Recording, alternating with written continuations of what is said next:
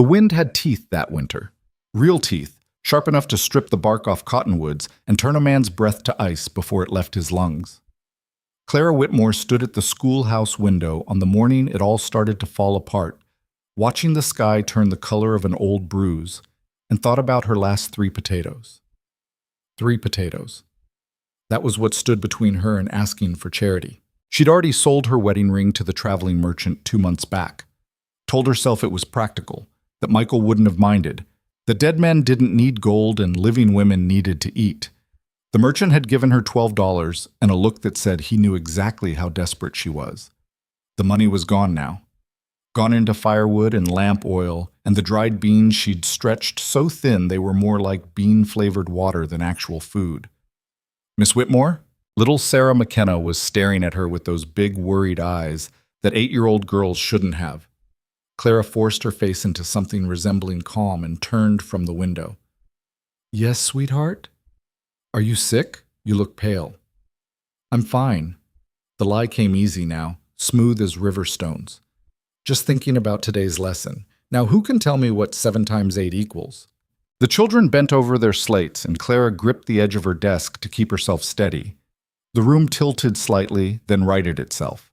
Not enough food, not enough sleep, not enough of anything except pride, and pride wouldn't keep her alive much longer. Red Hollow, Montana Territory, wasn't the kind of place that forgave weakness. Population maybe 200 on a good day, scattered across a valley so remote that mail came twice a month if you were lucky. The town had 1 church, 1 general store, 1 saloon, and 1 schoolhouse that leaked when it rained and turned into an icebox when the temperature dropped. Clara had arrived 2 years ago with her husband, full of hope and plans and the kind of optimism that city people always brought to the frontier before the West knocked it out of them. Michael had been a dreamer. That was the kindest way to put it.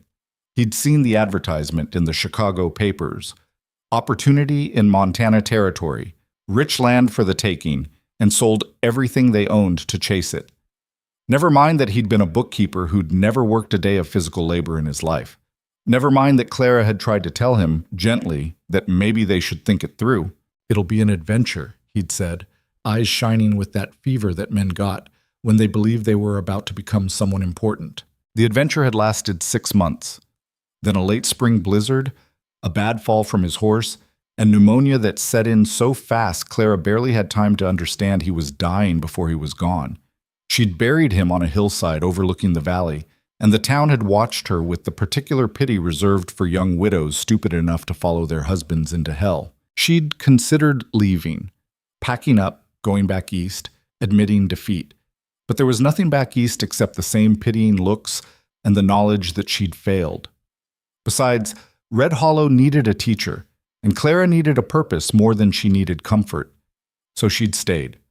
Taught the ranchers' kids their letters and numbers, lived in the tiny room attached to the schoolhouse, and pretended she wasn't slowly disappearing.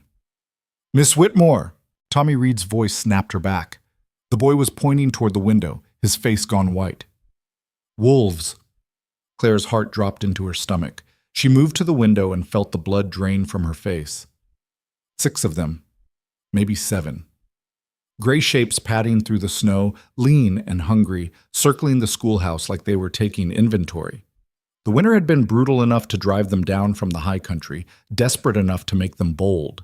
Everyone away from the windows. Her voice came out steadier than she felt. "Quietly now." The children scrambled back, and Clara's mind raced. The schoolhouse door was solid, at least. The windows too high for the wolves to reach. They had firewood. They could wait it out. Except they couldn't, because Clara had been rationing the firewood to make it last, and there were maybe 3 hours of fuel left before the cold became as dangerous as the wolves outside. "Miss Whitmore, I'm scared." Sarah again, tears tracking down her cheeks. "It's all right." Clara knelt beside her, even though her legs felt like water. "We're safe in here. They can't get through the door." But what if they don't leave? What if they don't leave? That was the question, wasn't it? Clara stood, squared her shoulders, and tried to think. Most of the children lived within a mile or 2, but in this cold with wolves prowling, no one was going anywhere. They'd have to wait for parents to come looking, which meant waiting until dark at least, and by then... The room spun. Clara grabbed for the desk and missed, her knees hitting the wooden floor hard enough to send pain shooting up her legs. She heard the children cry out, felt small hands on her arms, but the darkness at the edge of her vision was spreading like spilled ink. Not now, not now, not... Somewhere far away she heard hoofbeats. Then nothing at all. Clara woke to warmth and the smell of leather and snow. She was moving, no, being carried.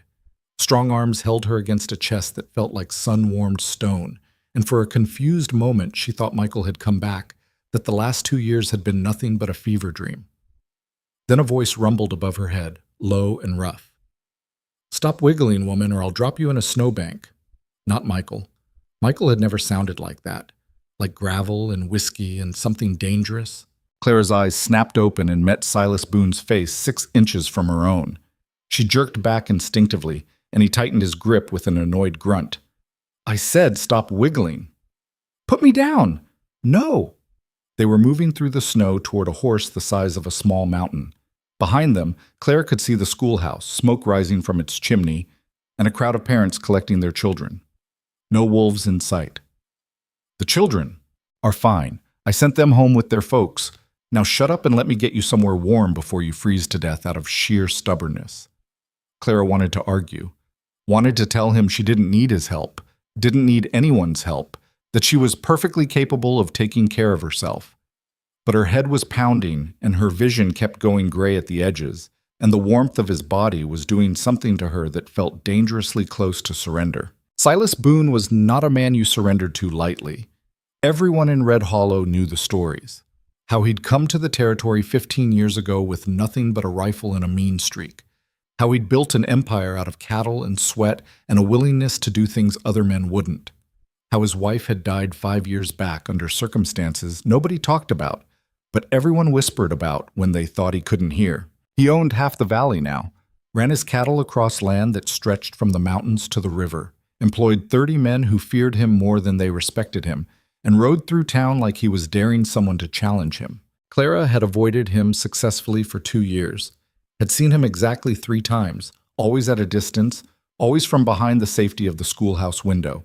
She'd heard the other women talk about him in church, voices low and scandalized. Dangerous. Heartless. Not the kind of man a decent woman should be alone with.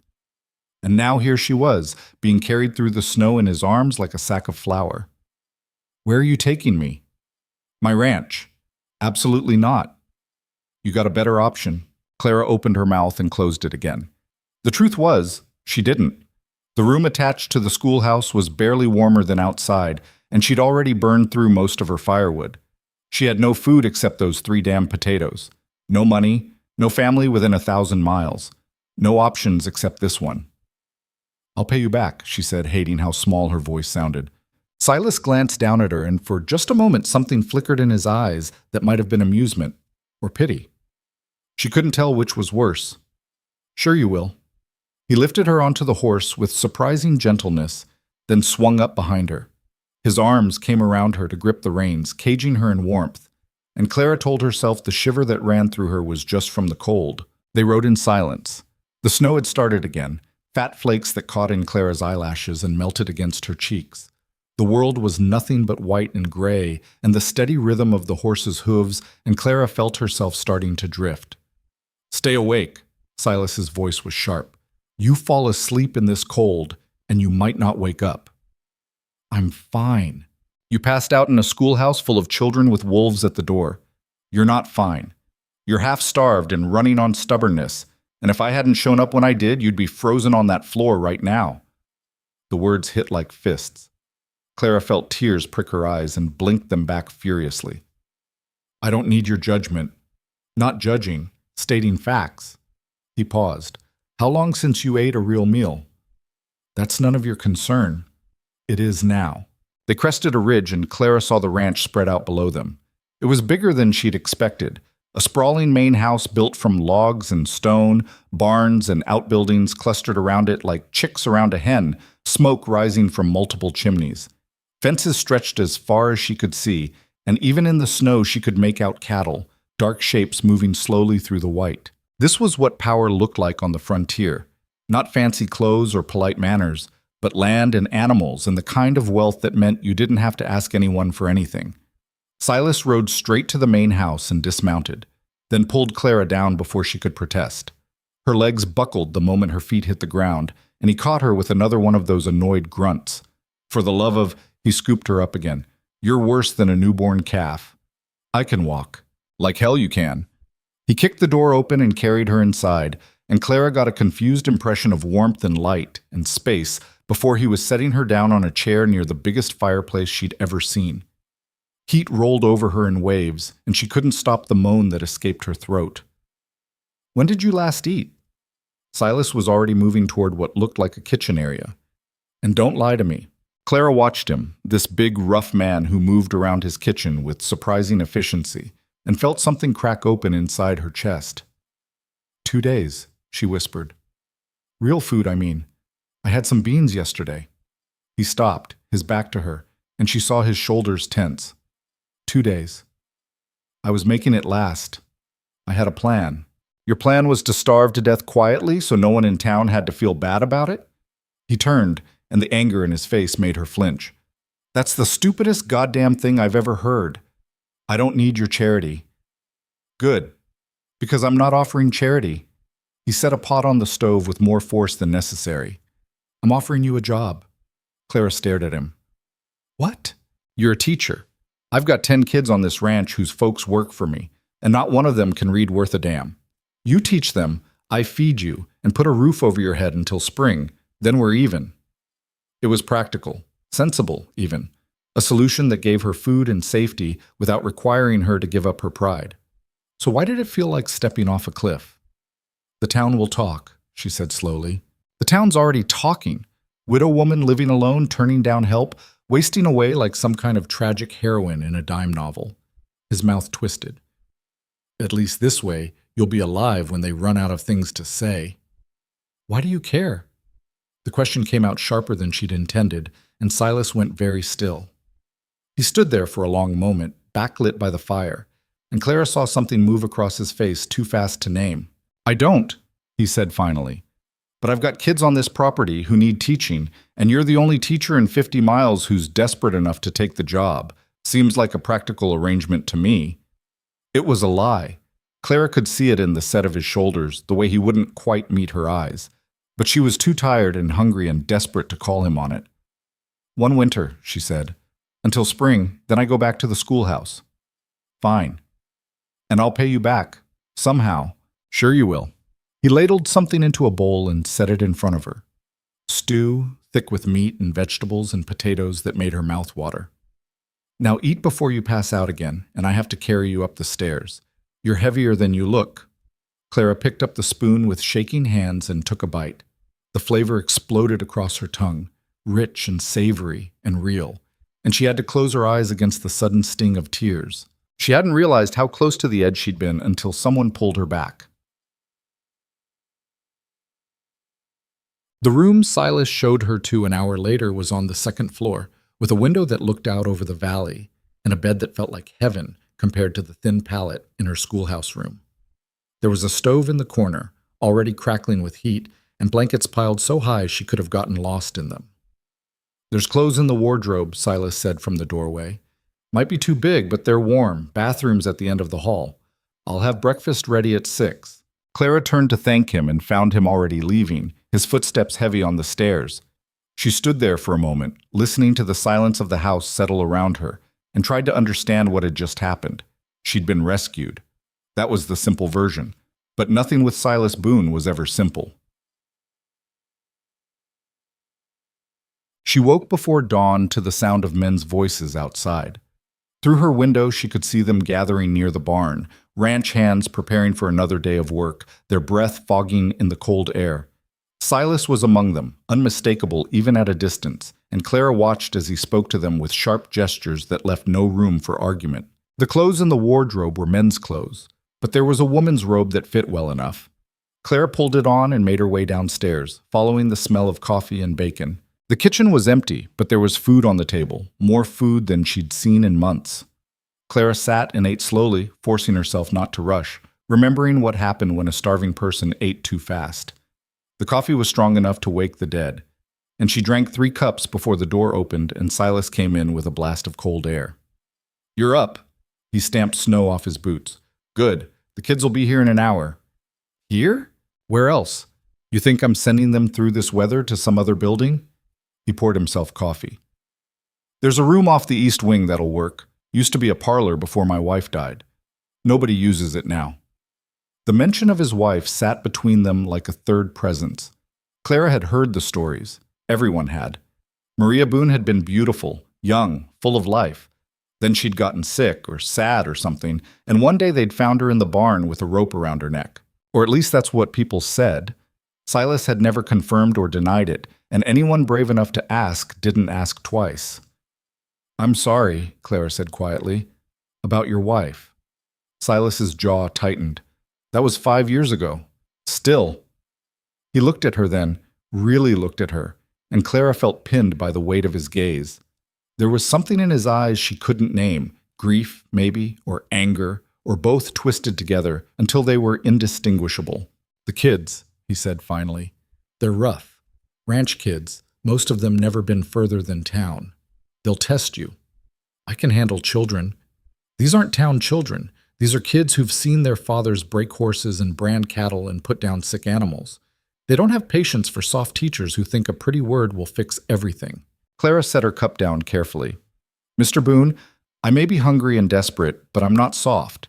I've been teaching in Red Hollow for 2 years, which means I've dealt with boys who thought I'd run crying at the first frog in my desk drawer, and girls who decided I wasn't worth listening to because I'm not from here. I'm still standing. Your ranch kids will be fine." A smile ghosted across Silas's face, there and gone so fast she almost missed it. "All right then, rooms down that hall. I'll send them in when they arrive."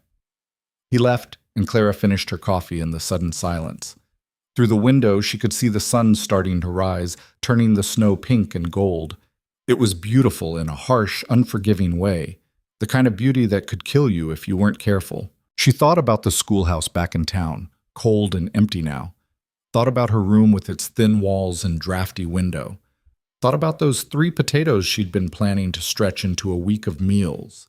She'd traded one kind of survival for another. That was all. Nothing more complicated than that. The lie felt almost convincing.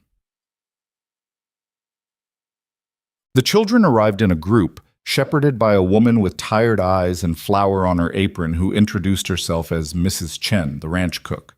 There were 10 of them, ranging from maybe 5 years old to 14, all staring at Clara like she was a strange species of animal. "This is Miss Whitmore," Mrs. Chen said. "She's going to be teaching you, so you mind your manners and do what she says. Anyone gives her trouble answers to Mr. Boone, understood?" The children nodded in unison, and Mrs. Chen left with a sympathetic look that said good luck. Clara faced her new students and felt the familiar flutter of nerves she always got on the first day. These kids were different from the town children. Rougher clothes, harder eyes, the kind of watchful wariness that came from growing up in a place where weakness got you hurt. "All right," she said. "Let's start with names." The oldest boy, tall and rangy with his father's Spanish features, crossed his arms. "Why should we tell you our names? You're just going to leave come spring anyway." "Maybe. But until then, I'd prefer not to call you Hey You for 3 months." Clara pulled out a chair and sat, making herself level with them. "I'm Clara Whitmore. I'm from Chicago originally, though that probably seems like another planet to you. I've been teaching in Red Hollow for 2 years, which means I've survived 2 Montana winters, and that makes me either very brave or very stupid. I haven't decided which yet." A small girl with pigtails giggled, and Clara saw the oldest boy's expression soften slightly. "I'm Diego," he said finally. "This is my sister Anna, and that's Tommy and Sarah. Wait, you're the teacher from town." "I am. My cousin goes to your school, said you're all right, said you don't hit kids for getting things wrong." Clara felt something twist in her chest. "No, I don't hit children. Learning is hard enough without adding fear to it." Diego nodded slowly, then looked at the others. "She's all right. Mr. Boone wouldn't have brought her here if she wasn't." The tension in the room broke like ice cracking on a river. The children found seats, still wary but no longer hostile, and Clara began the work of figuring out what they knew and what they needed to learn. It was familiar work, comfortable even. The kind of work that made Clara remember why she'd become a teacher in the first place, Not for the glory or the money, but because there was something deeply satisfying about watching understanding dawn in a child's eyes. By midday, she'd assessed their levels and started planning lessons. The youngest ones needed basic letters and numbers. The older ones could read, but their writing was rough and their arithmetic shaky. Diego, she suspected, was smarter than he let on, hiding his intelligence behind a tough kid act that probably served him well on a ranch. They broke for lunch, and Clara found herself alone in the room while the children ran off to eat with their families. She stood at the window, watching them chase each other through the snow, and felt a strange pang of something that might have been longing. She'd wanted children once, had imagined teaching her own sons and daughters, filling a house with noise and laughter and life. But Michael had died before they'd had the chance, and after that the idea of starting over with someone else had seemed impossible. They're good kids. Clara jumped and turned to find Silas in the doorway, watching her with that unreadable expression he seemed to wear like armor. They are, she agreed. Smart, too. Diego especially. His father works breaking horses. Dangerous work. Silas moved into the room, and Clara was suddenly aware of how small the space felt with him in it. Kid's seen his share of bad accidents, makes him careful. Is that why you wanted them to have education? So they'd have choices besides ranch work? Silas shrugged. My father couldn't read. Signed his name with an X his whole life. Made him dependent on people who could read, and some of them cheated him because of it. His voice went flat. I won't have kids on my property grow up that helpless. It was the most he'd said about himself since she'd arrived, and Clara found herself curious despite her better judgment. How did you learn to read? My wife taught me. The words came out hard, like he was pulling them from somewhere deep. Took her 2 years, and I fought her every step of the way. Too proud to admit I needed help. Too stupid to see she was trying to save me from my own ignorance. Clara thought about pride, about stubbornness, about refusing help even when you were drowning. I understand that, she said quietly. Silas looked at her then, really looked at her, and Clara felt something pass between them. Recognition, maybe, or understanding. The knowledge that they were both people who'd rather break than bend. Lunch is ready, he said finally. Mrs. Chen made enough to feed an army. He left, and Clara stood there for a long moment before following. The house was big enough that she could hear voices from several directions. Ranch hands in the bunkhouse, children playing outside, the cook humming in the kitchen. It was full of life in a way her schoolhouse had never been. She tried not to think about how much she liked it. Object. The days fell into a rhythm. Wake before dawn, eat the breakfast Silas left for her, teach the children until mid-afternoon. In the evenings, she'd help Mrs. Chen with dinner preparation, partly to be useful and partly because sitting alone in her room made her feel like a prisoner despite the comfort. Silas was often absent, off checking fences, dealing with cattle, managing the 100 small crises that came with running a ranch this size. But sometimes he'd appear in the doorway of the schoolroom, silent and watchful, and Clara would feel her skin prickle with awareness. She tried to ignore it, tried to tell herself it didn't mean anything, that she was just lonely and grateful and confused.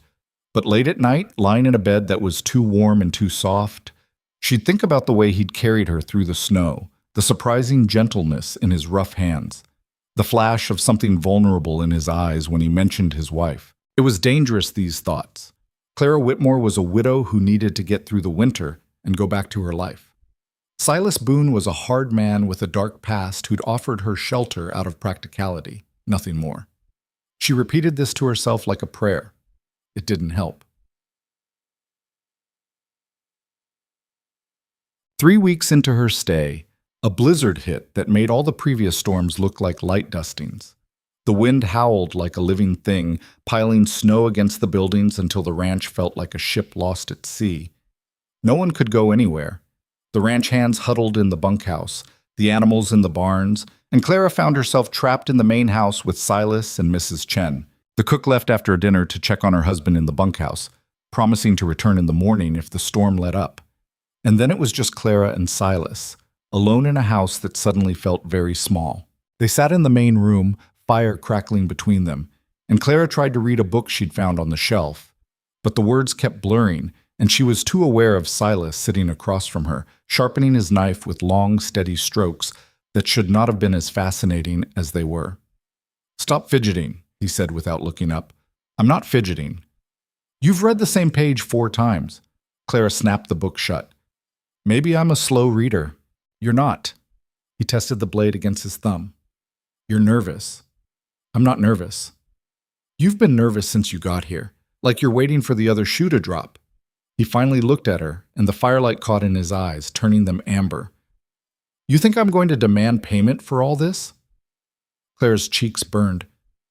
I didn't say that. You didn't have to. Every woman in Red Hollow thinks I'm one step away from dragging some poor girl into my den like a wolf. His mouth twisted. Maybe they're right. I don't think that. No? He set the knife aside. Then why do you look at me like I might bite? Because I'm afraid you might, Clara thought, but didn't say. Because I'm afraid I might let you. I'm grateful, she said instead, for everything you've done. I just don't understand why. I told you why. You told me you needed a teacher. But there are other teachers, cheaper ones who wouldn't come with all the gossip and complication I bring. Silas stood, and Clara's heart kicked against her ribs. He moved to the window, staring out at the wall of white beyond the glass. My wife was like you, he said quietly. Proud, stubborn, would rather die than ask for help. He pressed one hand against the window frame. When she started getting sad, pulling away, I told myself she'd snap out of it. That she just needed time. I didn't push because I thought pushing would make it worse. Clara's throat closed. Silas found her on a Tuesday morning. She'd gone out to the barn during the night, and I didn't even know she was gone until the hands started screaming. His voice had gone flat, empty. So when I saw you standing in that schoolhouse, half dead from stubbornness, I thought, not again. Not if I can stop it.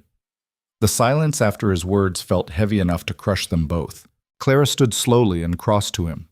She wanted to touch him, to offer comfort, but she didn't know if she had the right. So she stood beside him instead, close enough that their arms almost touched, and looked out at the storm. It wasn't your fault, she said. Wasn't it?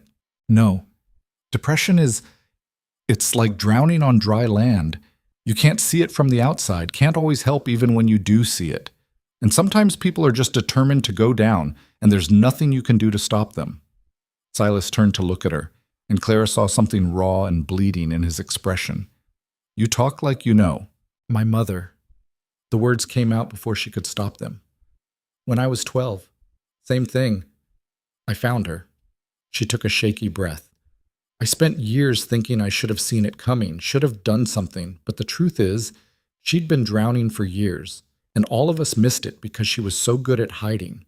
They stood there, 2 people carrying the same weight, and Clara felt something shift between them. Not attraction, exactly, though that was there too. Something deeper. Recognition. I'm sorry, Silas said finally. Me too. Outside, the storm raged on. Inside, the fire crackled and popped, and Clara let herself stand close to this dangerous man who'd saved her life, and thought, I'm in trouble. Voltex. The next morning dawned clear and bright, the world buried under 3 feet of fresh snow. Mrs. Chen returned with news that 2 of the barns had lost shingles and would need repairs. Silas left immediately to deal with it, and Clara tried not to notice how empty the house felt without him. The children arrived for lessons, and Clara threw herself into teaching with more energy than strictly necessary. Diego asked about Chicago, and she told them stories about streets full of people and buildings so tall they blocked out the sky. The younger children listened with wide eyes, and Clara realized how small their world was, how limited. Could we go there? Anna asked. To Chicago? You could, Clara said, if you learn enough, work hard enough, save enough money. The world is bigger than this valley, and education is what lets you see it. Diego looked skeptical. Mr. Boone never left Montana. Mr. Boone chose to stay. That's different than having no choice. Clara leaned forward. That's what I'm trying to give you. Not the order to leave, but the ability to choose. Something sparked in Diego's eyes, understanding maybe, or hope. Clara made a note to find him harder material, things that would challenge that sharp mind hiding behind his careful facade. That evening, she was helping Mrs. Chen with dinner when Silas came in covered in snow and looking exhausted. He'd been out since dawn, fixing barn roofs in sub-zero temperatures, and Clara felt a spike of concern she tried to ignore. "Sit," she said, pointing to a chair. "You look half frozen." "I'm fine." "You look like death." "Sit before you fall over and I have to drag you to bed." Mrs. Chen snorted into her pot, and Silas shot Clara a look that might have been amusement. But he sat, and Clara poured him coffee with hands that shook slightly. This was getting out of control. These feelings, this concern, this awareness that made her skin feel too tight. She was supposed to be here for the winter, nothing more. Not getting tangled up in Silas Boone's life, not caring if he worked himself to exhaustion, not noticing the way his eyes followed her when he thought she wasn't looking. "We need to talk," Silas said suddenly.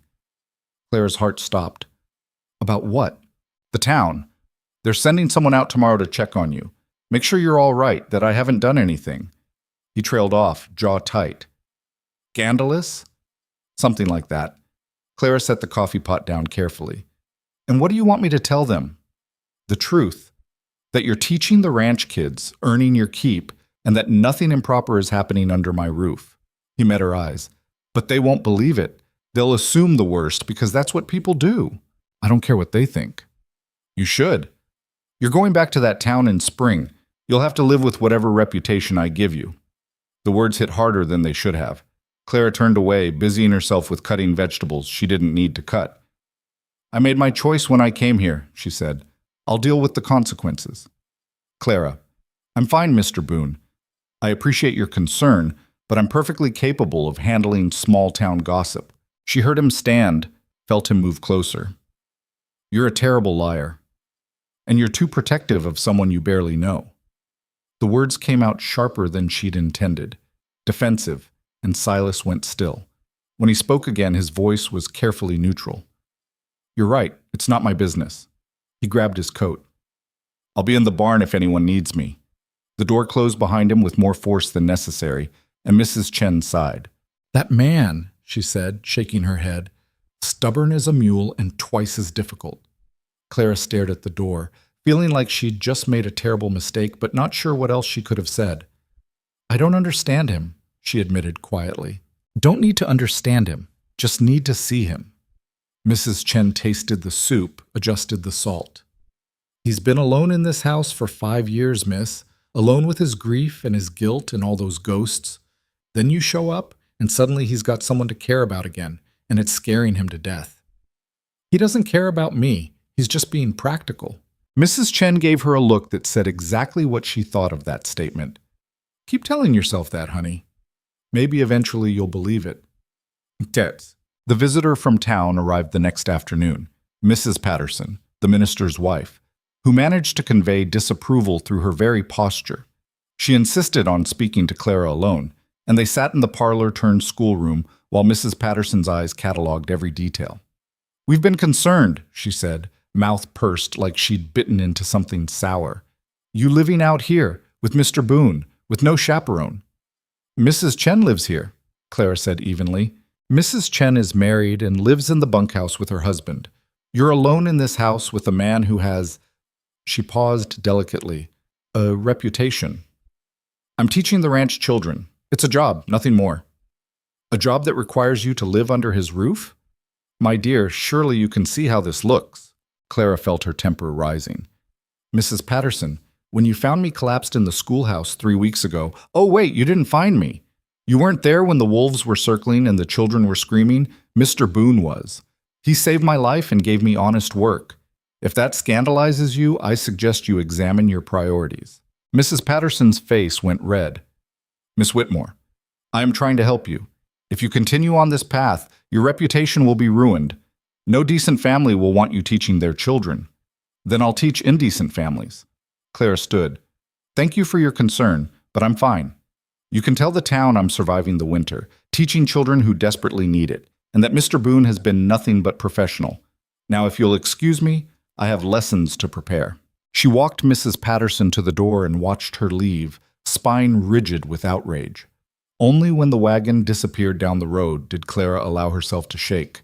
She'd just destroyed her reputation. Whatever chance she'd had of returning to Red Hollow as the respectable widow teacher was gone now, burned away by her own temper and pride. "Well," Silas said from behind her, "that could have gone better." Clara jumped and turned to find him leaning against the doorframe, arms crossed. How much did you hear? All of it. These walls aren't as thick as you'd think. He studied her face. You didn't have to defend me. Yes, I did. Why? Because you saved my life. Because you gave me shelter when I had nothing. Because you're not the monster they think you are. Because it was the truth, she said instead. Silas pushed off the doorframe and moved closer, and Clara's breath caught. He stopped just inside her personal space, close enough that she could see the flecks of gold in his brown eyes. You just ruined yourself for me, he said quietly. You know that, right? I ruined myself by nearly starving to death in a schoolhouse. This is just the aftermath. Clara schemed. Don't. She stepped back, needing distance. Don't apologize. Don't tell me I made a mistake. Don't try to fix this. I made my choice. I'll live with it. For a long moment, they just looked at each other, and Clara felt the weight of everything unsaid pressing down on them both. Then Silas nodded once and walked away, leaving her alone with her racing heart and the knowledge that she'd just crossed a line she couldn't uncross. The days grew shorter. Christmas came and went with a quiet celebration. Presents for the children, a feast prepared by Mrs. Chen, carols sung around the fire. Clara watched Silas with the children and saw a different side of him, gentler, almost soft. He carved toys for the youngest ones, taught Diego to play chess, and told stories about horses and storms and the early days of the ranch that had the kids hanging on every word. She fell a little bit more in love with him and hated herself for it. Because that's what this was, wasn't it? Love. Inconvenient, inappropriate, impossible love for a man who was still haunted by his dead wife, who'd saved her out of guilt rather than affection, who saw her as a responsibility rather than a person. Clara tried to bury it. Focused on teaching, on the children, on counting down the days until spring when she could leave and go back to her safe, lonely life. But it was there every time he looked at her, every time their hands brushed reaching for the same coffee pot, every time she caught him watching her with an expression she couldn't read. January arrived with more storms. One afternoon, the wind was so fierce that Silas ordered everyone to stay inside. The children couldn't come for lessons, the ranch hands were confined to the bunkhouse, and Clara found herself trapped again with Silas in the big empty house. They played chess by the fire. Clara had learned the game from her father, and she was better than Silas expected. She took his queen with a bishop he hadn't seen coming, and he laughed, actually laughed, and the sound did something dangerous to her heart. Where did you learn to play like that? My father. He believed women should know how to think strategically, even if society didn't agree. Clara moved her rook. Check. Silas studied the board, then looked at her with something like respect. You're full of surprises, Clara Whitmore. Is that a problem? No. He moved his king. It's interesting. They played in comfortable silence for a while, and Clara let herself relax into it. This was nice, just being with someone, no expectations, no judgment. She'd forgotten what that felt like. Can I ask you something? Silas said suddenly. Of course. Why didn't you go back east after your husband died? Clara moved a pawn, buying herself time to think. Because going back felt like admitting I'd failed. And because there was nothing back there for me except people who'd say, I told you so, with their eyes, even if they were too polite to say it out loud. Pride. Stubbornness, she corrected. There's a difference. Is there? Pride is thinking you're better than you are. Stubbornness is refusing to quit, even when quitting makes sense. Clara captured his bishop. I'm stubborn. So am I. I noticed. They smiled at each other, and Clara felt the air between them shift into something warmer, more dangerous. Silas's eyes dropped to her mouth, and her breath hitched. Silas! The door burst open with a crash, and they both jumped. Diego stood there, snow-covered and panting. Mr. Boone, you need to come. The wolves are back, and they've got Tommy cornered in the south pasture. Everything happened fast after that. Silas was on his feet, grabbing his rifle, shouting orders. Clara followed, her heart in her throat, and heard Mrs. Chen screaming for someone to get the horses. Stay here, Silas ordered, but Clara was already pulling on her coat. Like hell. He didn't have time to argue. They rode out into the storm. Silas, Diego, three ranch hands, and Clara clinging to the back of Silas's horse. The wind was so fierce it felt like knives, and Clara couldn't see more than a few feet ahead. But she could hear the wolves growling, snarling, the sounds of animals gone mad with hunger. They found Tommy backed against a fence, blood on his coat, four wolves circling. He was holding them off with a stick, but it was only a matter of time. Silas fired once, twice, and two wolves went down. The others scattered but didn't run far. They were too hungry, too desperate. They'd come back. "Get the boy," Silas said to Diego, then swung off the horse and handed the reins to Clara. "If anything happens, you ride back as fast as you can. Don't stop. Don't look back." Silas, but he was already moving toward the wolves, rifle up, putting himself between them and Tommy. Clara watched in horror as the largest wolf, a huge gray beast with eyes like ice, turned toward him. It happened so fast. The wolf lunged, Silas fired, but the animal was already on him, teeth flashing. Silas went down hard, and Clara heard herself screaming his name. The ranch hands were there in seconds, pulling the wolf off, but Clara could see blood, so much blood, on the snow. She slid off the horse and ran, falling to her knees beside Silas. "Don't you dare," she said, pressing her hands against the gashes on his arm, his shoulder. "Don't you dare die on me, Silas Boone." He looked up at her, face pale with pain, and something like wonder crossed his features. "You came after me." "Of course I came after you, you idiot." Tears were streaming down her face, freezing against her cheeks. "Someone has to keep you alive long enough to pay me for teaching your kids." He laughed, then winced, practical to the end. They got him back to the house, and Mrs. Chen took over, cleaning and bandaging while Clara hovered uselessly. The wounds were bad but not life-threatening, deep gashes that would scar but would heal. Tommy had gotten away with just bruises and terror. Clara sat beside Silas's bed that night, watching him sleep, and finally admitted what she'd been fighting for weeks. She loved him. Completely, terrifyingly, impossibly. And spring was coming, which meant she'd have to leave. The thought felt like another wolf bite, sharp and deep and bleeding. Silas healed slowly, which drove him half crazy. 3 days confined to bed while his arm and shoulder knitted themselves back together. 3 days of Mrs. Chen forcing bitter tea down his throat and Clara reading to him from books she'd found in the library because he couldn't hold them himself with only one good arm. "You don't have to stay," he said on the fourth morning, watching her settle into the chair beside his bed with another book.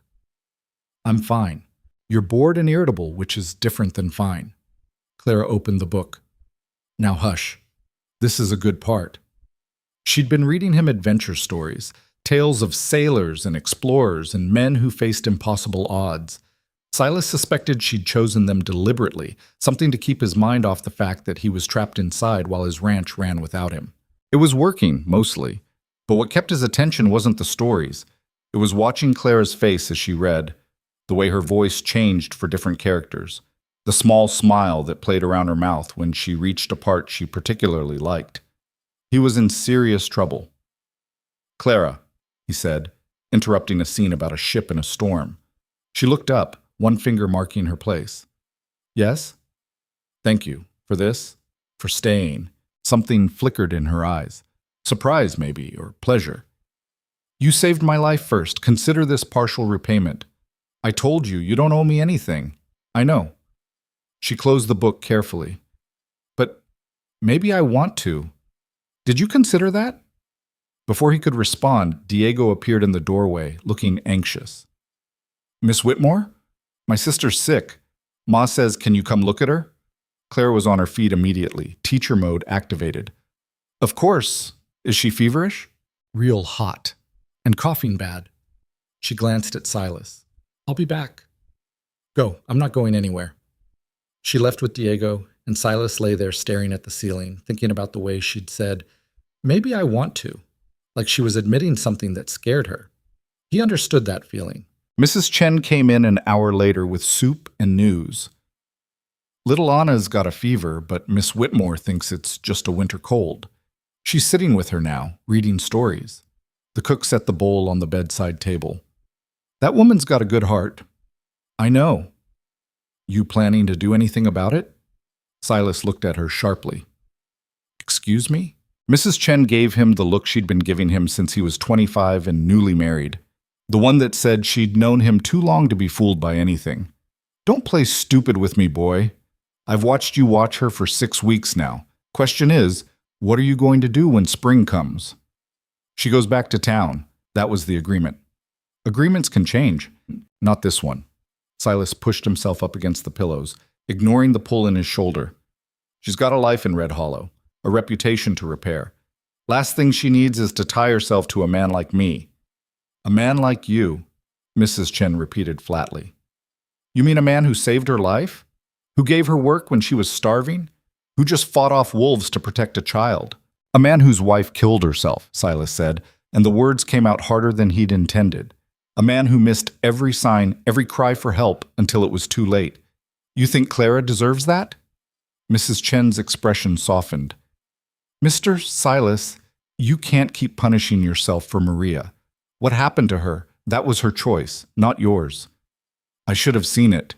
Maybe, or maybe she hid it too well and you're not half as all-knowing as you think you are. She picked up his empty bowl from earlier.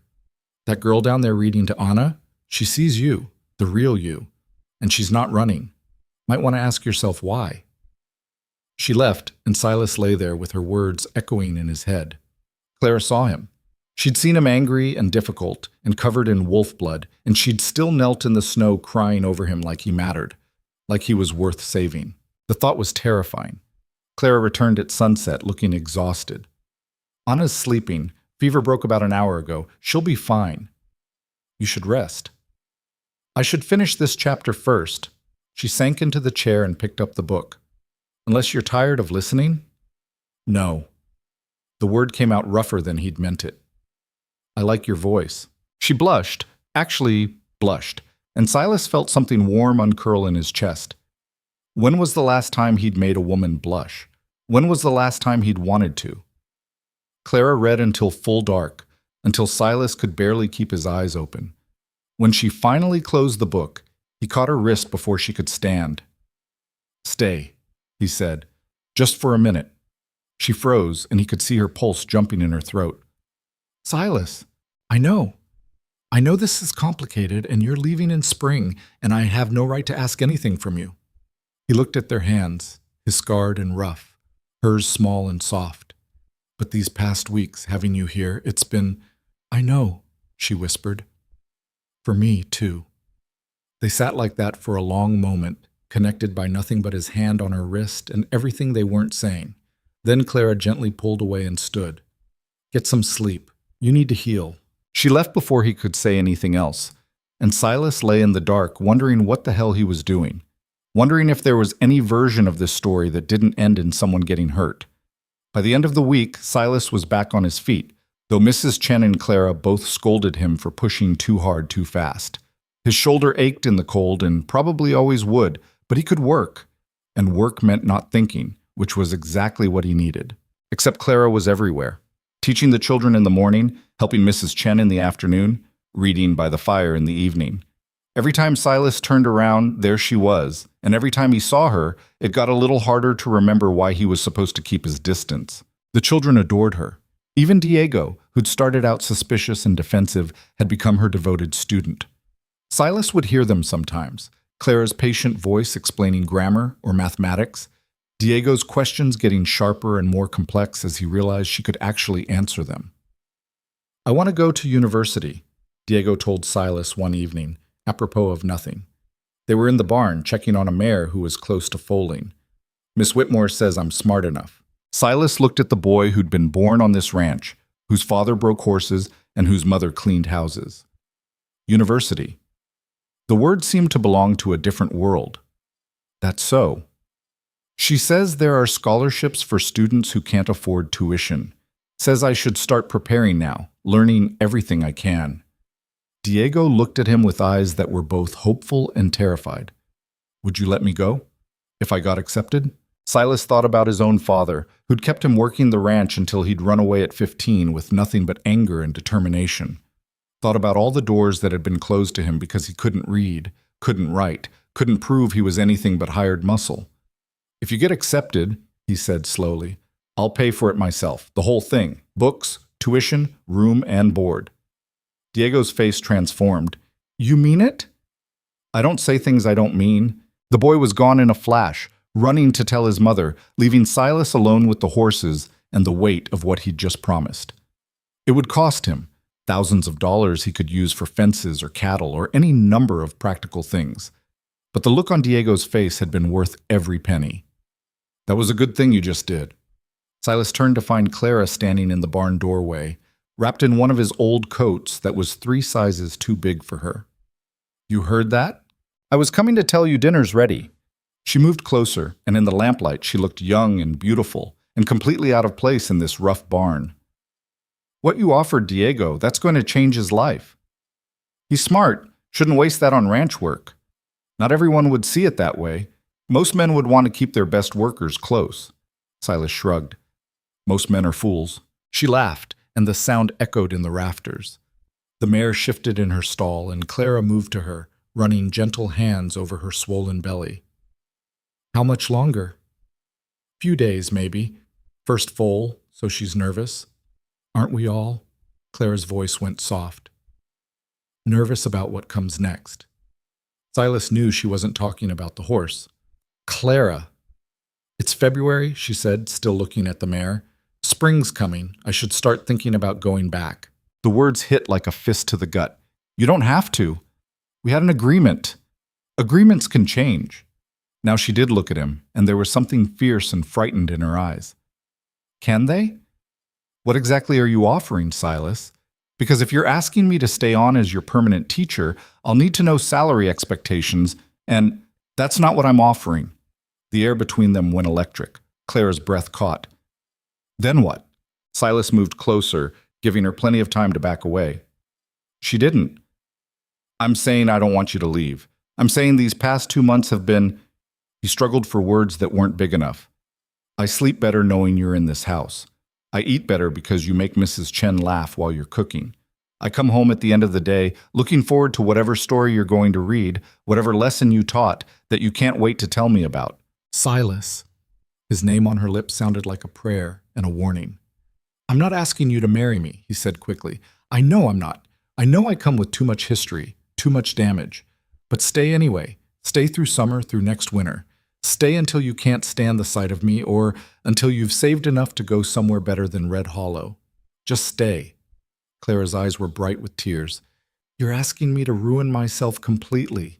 I'm asking you to give us a chance to figure out what this is. I already know what this is. Her voice broke. I'm in love with you, you difficult, impossible man. I've been in love with you since you carried me through that blizzard arguing with me the whole way. And that terrifies me because loving you means losing you, eventually. Either to guilt over your wife, or to the town's judgment, or to whatever darkness lives in you that I can't fix. Silas's heart was pounding so hard he thought it might break through his ribs. I love you too. The words hung in the cold barn air. Clara stared at him like he'd just spoken a foreign language. What? I love you. It was easier the second time, and a relief to finally say it out loud. I tried not to, told myself you deserved better, that I was too broken, that I'd just hurt you the way I hurt Maria. But I love you anyway. You can't just... Clara pressed her hands to her face. You can't just say that and expect me to know what to do with it. I'm not expecting anything. I'm just telling you the truth. She dropped her hands and looked at him with red eyes and trembling lips. Your wife is gone, has been gone for 5 years, and I've been using her ghost as an excuse not to live. Silas took another step closer. But then you showed up, half dead from stubbornness, and suddenly I had a reason to get up in the morning that wasn't just obligation. You made me remember what it feels like to want something besides survival. The town can go to hell. Let them talk. They've been talking about me for years anyway. I don't know how to do this, Clara whispered. I don't know how to love someone after Michael. After losing him and nearly losing myself. What if I'm not ready? What if I fail? Silas closed the distance between them and cupped her face in his hands. Then we failed together. But at least we tried. He kissed her then, and Clara made a small sound against his mouth before kissing him back. It was hesitant at first, both of them out of practice and uncertain. But then Clara's hands came up to grip his coat, pulling him closer, and Silas felt something in his chest unlock. this. This was what he'd been missing. Not just touch, but connection. The feeling that someone else in the world understood the weight he carried and was willing to help him bear it. When they finally broke apart, both breathing hard, Clara rested her forehead against his chest. "We're going to scandalize everyone," she said. "Good. They'll call me your mistress. Then marry me." She jerked back. "What?" Silas blinked, surprised at his own words, but once they were out, he realized he meant them. "Marry me.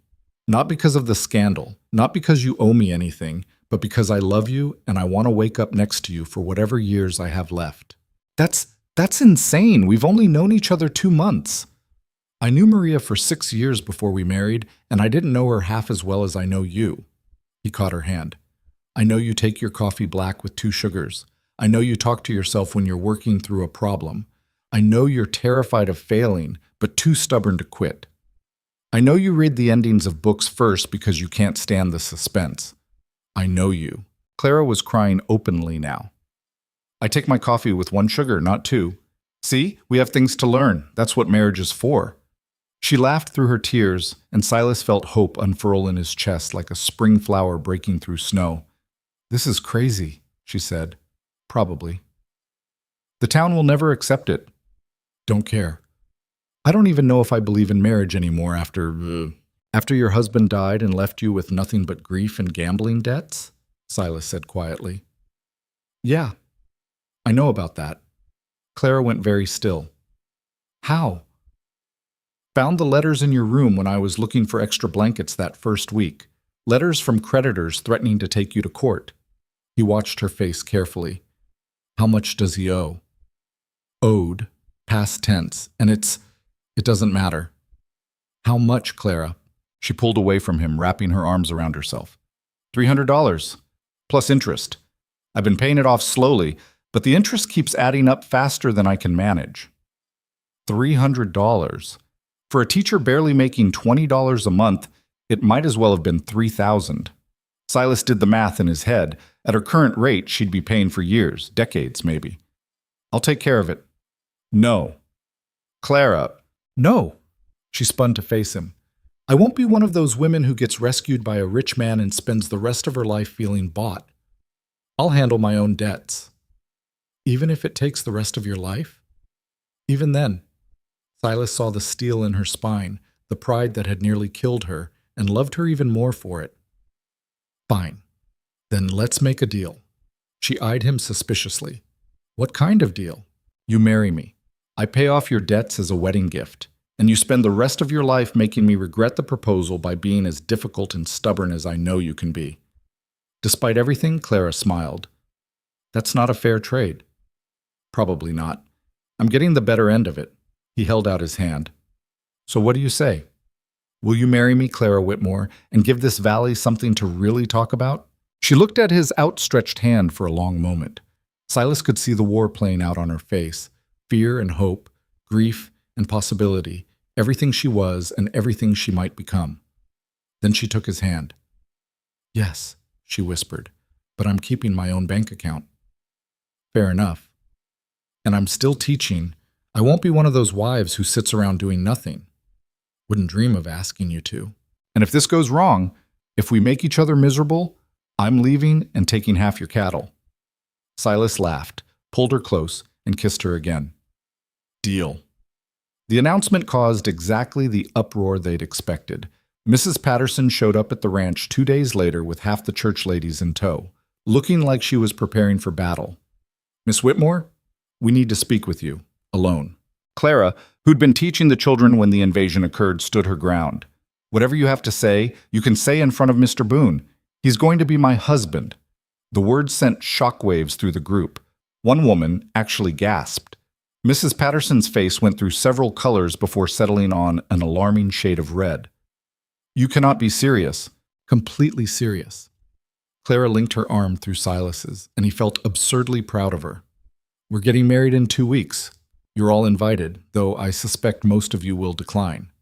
This is indecent," Mrs. Patterson sputtered. "You've been living under his roof for months, unchaperoned, and now you expect us to believe this is a respectable union?" "I don't expect you to believe anything," Clara said calmly. I'm simply informing you of my plans. Whether you approve or not is irrelevant. Silas watched her face off against these women who'd probably been making her life miserable since she arrived in Red Hollow, and felt something fierce and protective surge through him. If you're done harassing my fiancée, he said, his voice cold enough to freeze water, I suggest you leave my property. Now. Mrs. Patterson drew herself up. The church will not recognize this marriage. Then we'll get married by the territorial judge. I'm sure he'll be happy to do it for the right price. Silas moved forward slightly, and the women retreated in a cluster.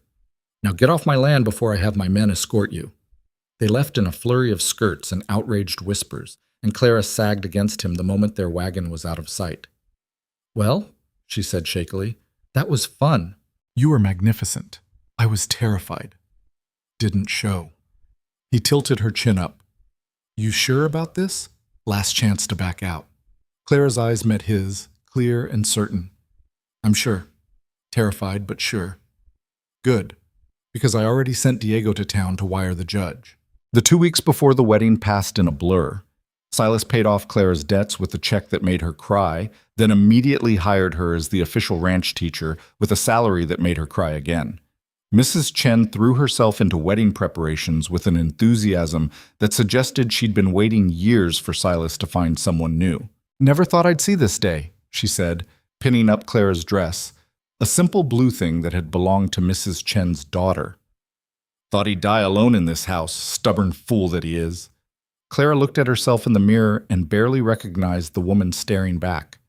2 months ago, she'd been half-starved and hopeless. Now she was about to marry the most notorious man in the territory, and she'd never been more certain of anything in her life. Mrs. Chen, she said slowly, his first wife.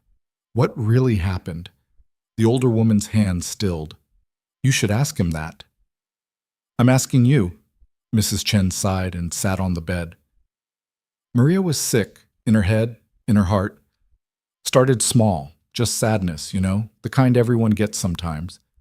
But it grew. She'd go days without speaking, weeks without leaving her room. Mr. Silas tried everything, doctors, medicine, taking her to San Francisco for better treatment. Nothing worked.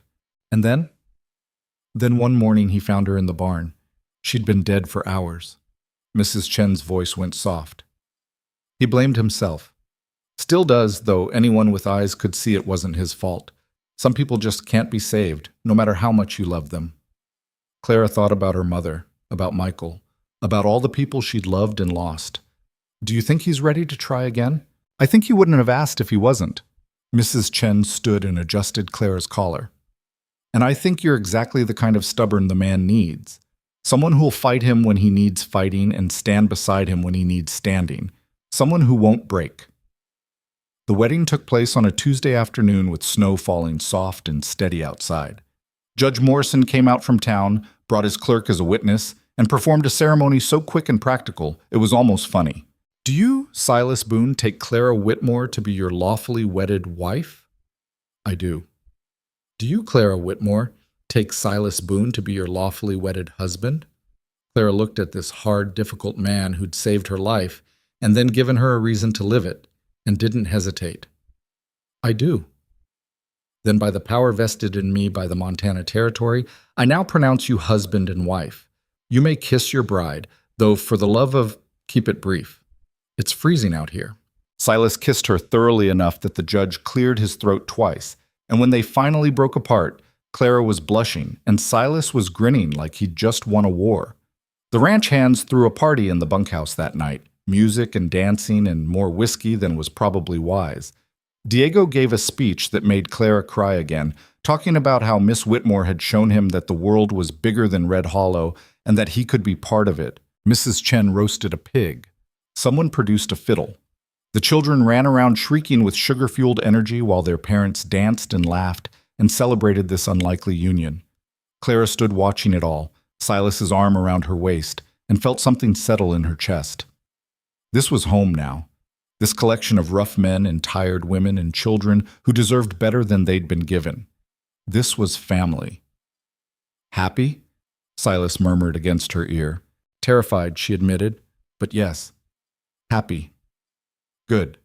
He pulled her closer. Because you're stuck with me now. Later, much later, they escaped to the main house while the party continued outside. Silas carried her over the threshold like he was daring anyone to comment, and Clara laughed until she couldn't breathe. "Put me down, you ridiculous man." "Absolutely not. It's tradition." "Since when do you care about tradition?" "Since it gives me an excuse to carry you." He set her down in the bedroom, their bedroom now, and suddenly the air changed, went thick with possibility and nervousness. Clara had been married before. She knew what came next. But this felt different, new, like she was learning a language she'd thought she already spoke. Silas seemed to sense her hesitation. He cupped her face gently, searching her eyes. "We don't have to." "I want to," Clara interrupted. "I'm just nervous." "Terrified, actually." He smiled, soft and understanding. "Me too." "You're terrified?" "It's been 5 years, Clara, and you're not—" He stopped, struggling with words. "You're not her. This is different, new, and I don't want to mess it up." Clara felt her heart crack open a little wider. She took his hand and placed it over her heart, where he could feel it racing. "Then we'll figure it out together," she said, slowly. They did figure it out, with patience and laughter and a few awkward moments that would have been mortifying if they weren't so endearing. And when Silas finally fell asleep beside her, one arm thrown possessively across her waist, Clara lay awake watching the moonlight paint silver patterns on the walls and thought, "I could get used to this." Marriage, as it turned out, was both easier and harder than Clara expected. Easier because Silas was surprisingly considerate. He made coffee before she woke, gave her space when she needed to think, listened when she talked about her day with the children. Harder because living with someone meant seeing all their rough edges, and both of them had plenty. They fought. Clara had a temper when pushed, and Silas was stubborn as a mule about ranch decisions. Their first real argument came 3 weeks into the marriage, over something ridiculous, whether to hire a new ranch hand or make do with the current crew. "We need more men," Silas said over dinner. "Spring's coming, and we'll have twice the work." "You need to pay your current men better," Clara countered. "Half of them are thinking about leaving for the mines because they can make more money." "How do you know that?" "Because I talk to their wives when I'm teaching their children. They tell me things." Silas's jaw tightened. "The ranch finances are my business, and the education and welfare of the families who work here are mine." Clara set down her fork. "You want to know why you're having trouble keeping good men? Because you treat them like tools instead of people. Pay them fairly, give them real investment in this place, and they'll stay." "That's not how ranching works." "Then maybe ranching should work differently." They glared at each other across the table, and Clara saw Mrs. Chen quietly slip out of the room. The silence stretched, taut as a rope under strain. "You don't know what you're talking about," Silas said finally. "Don't I? I've been here 3 months. I've watched you work yourself half to death because you don't trust anyone else to do things right. I've seen good men leave because they got better offers, and I've heard their wives crying because they can't afford medicine when their children get sick." Clara stood. "You want a wife who just smiles and keeps quiet? You married the wrong woman." She walked out, furious and shaking, and didn't come back until after dark.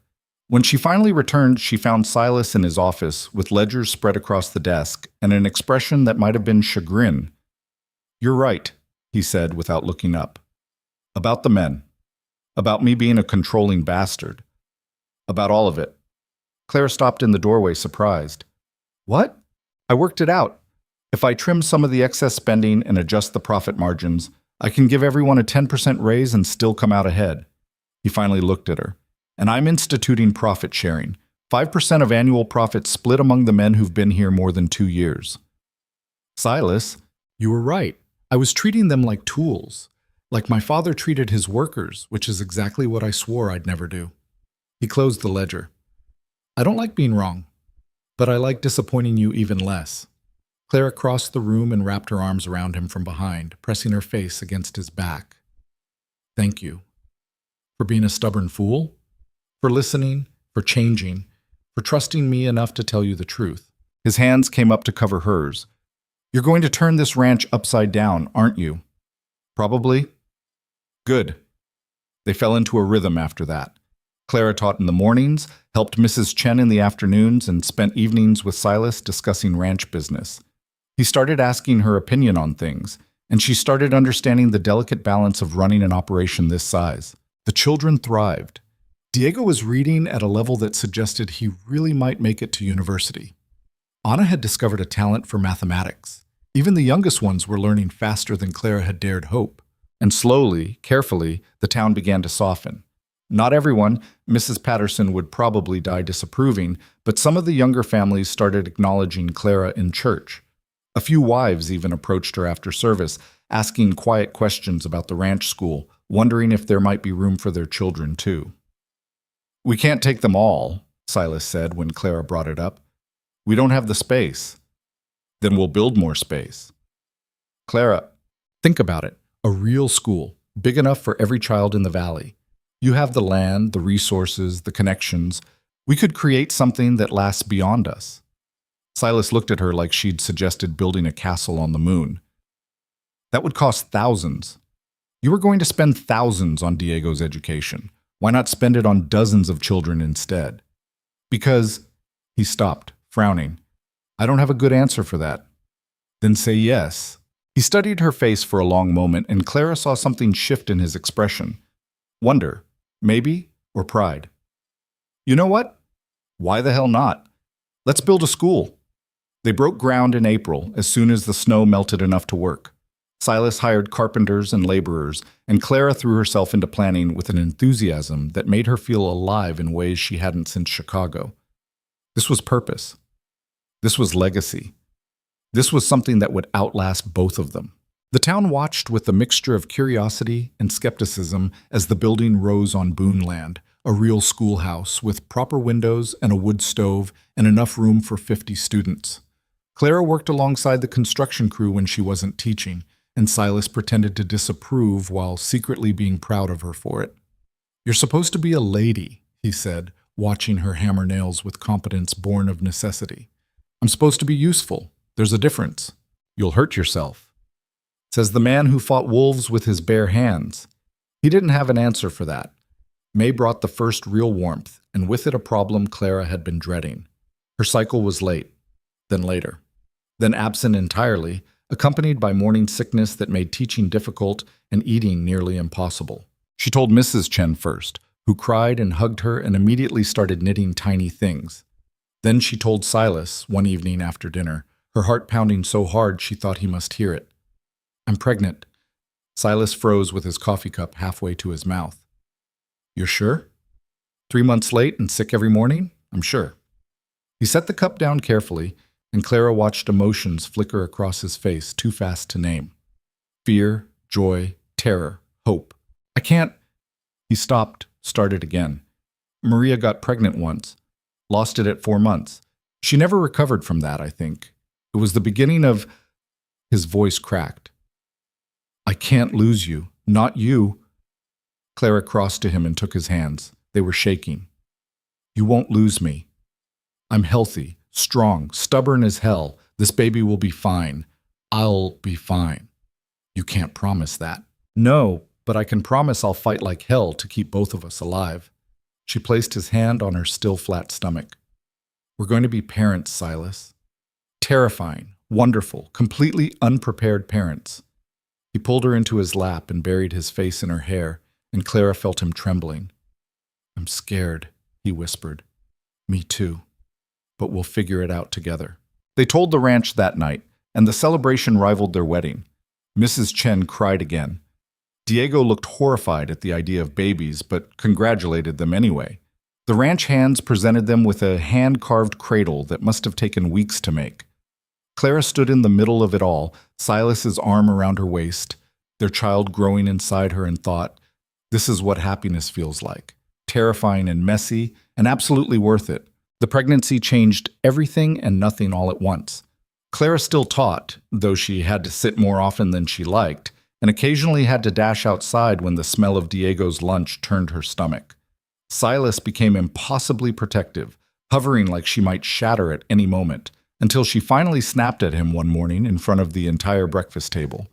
"I'm pregnant, not dying. Stop treating me like I'm made of glass." "You fainted yesterday." "Because it was 90 degrees, and I was wearing too many layers. That's called being hot, not being fragile."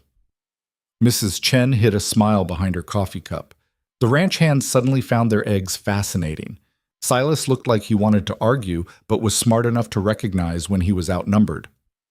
"Fine," he said, "but if you faint again, I'm carrying you back to bed and you're staying there. Try it and I'll divorce you." "Can't. I already paid off your debts." "Then I'll run up new ones out of spite." Someone laughed, and the tension broke.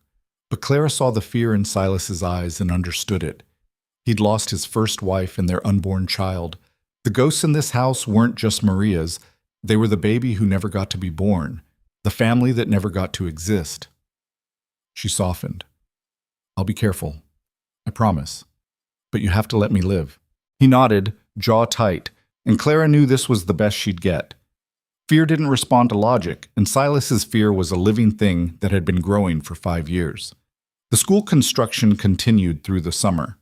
Clara watched it take shape from her classroom window, walls rising, roof beams going up, windows being installed.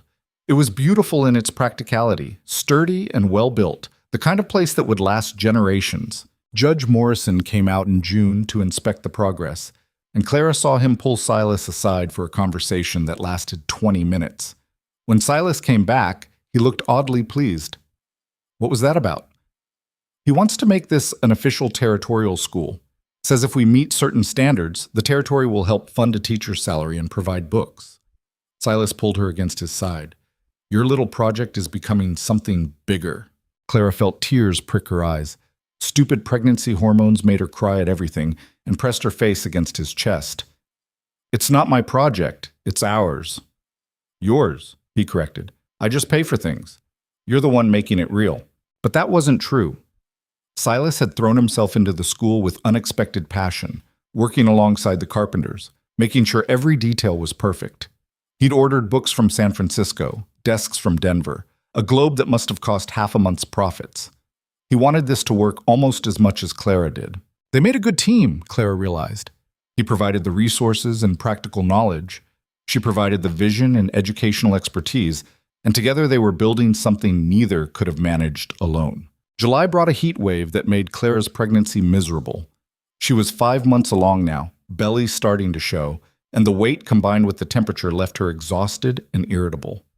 She snapped at the children, argued with Mrs. Chen about dinner preparations, and told Silas he was hovering again when he brought her water for the 3rd time in an hour.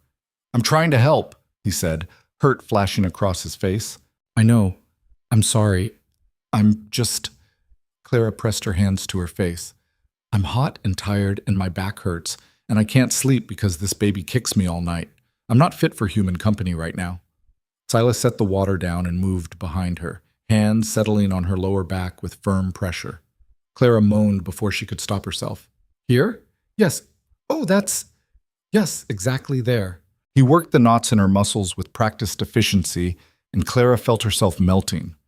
When had he learned to do this? Had he done this for Maria? The thought brought a pang of something complicated, not quite jealousy, but an awareness of the life he'd lived before her, the wife he'd loved and lost. "Thank you," she said softly. "For rubbing your back? For being patient with me when I'm being impossible." His hand stilled. "You're not impossible. You're pregnant and uncomfortable and doing something incredibly hard. You're allowed to be cranky." Clara turned to face him, and the tenderness in his eyes made her chest ache. "I love you. I love you too." He kissed her forehead. "Even when you're threatening to divorce me at breakfast. Especially then." The baby kicked, hard enough that they both felt it, and Silas's face transformed. He dropped to his knees and pressed his ear against her belly, and Clara watched this hard man turn soft with wonder. "Strong," he murmured. "Going to be a fighter." "Takes after both of us, then." He looked up at her, and Clara saw the fear still there beneath the wonder. She tangled her fingers in his hair and held him close, wishing she could promise him everything would be fine, knowing she couldn't. August brought trouble in the form of a letter from Chicago. Clara found it mixed in with the ranch mail, her maiden name written in handwriting she recognized immediately. Her sister Anne, who she hadn't spoken to in 3 years. Her hand shook as she opened it. "Clara, Mother told me you married some rancher out west. I assume you're still alive, though you haven't bothered to write and tell us. I'm informing you that Father died last month. Heart attack." Quick, at least. The funeral was 2 weeks ago. Mother wanted me to tell you, though she's still angry you left without saying goodbye.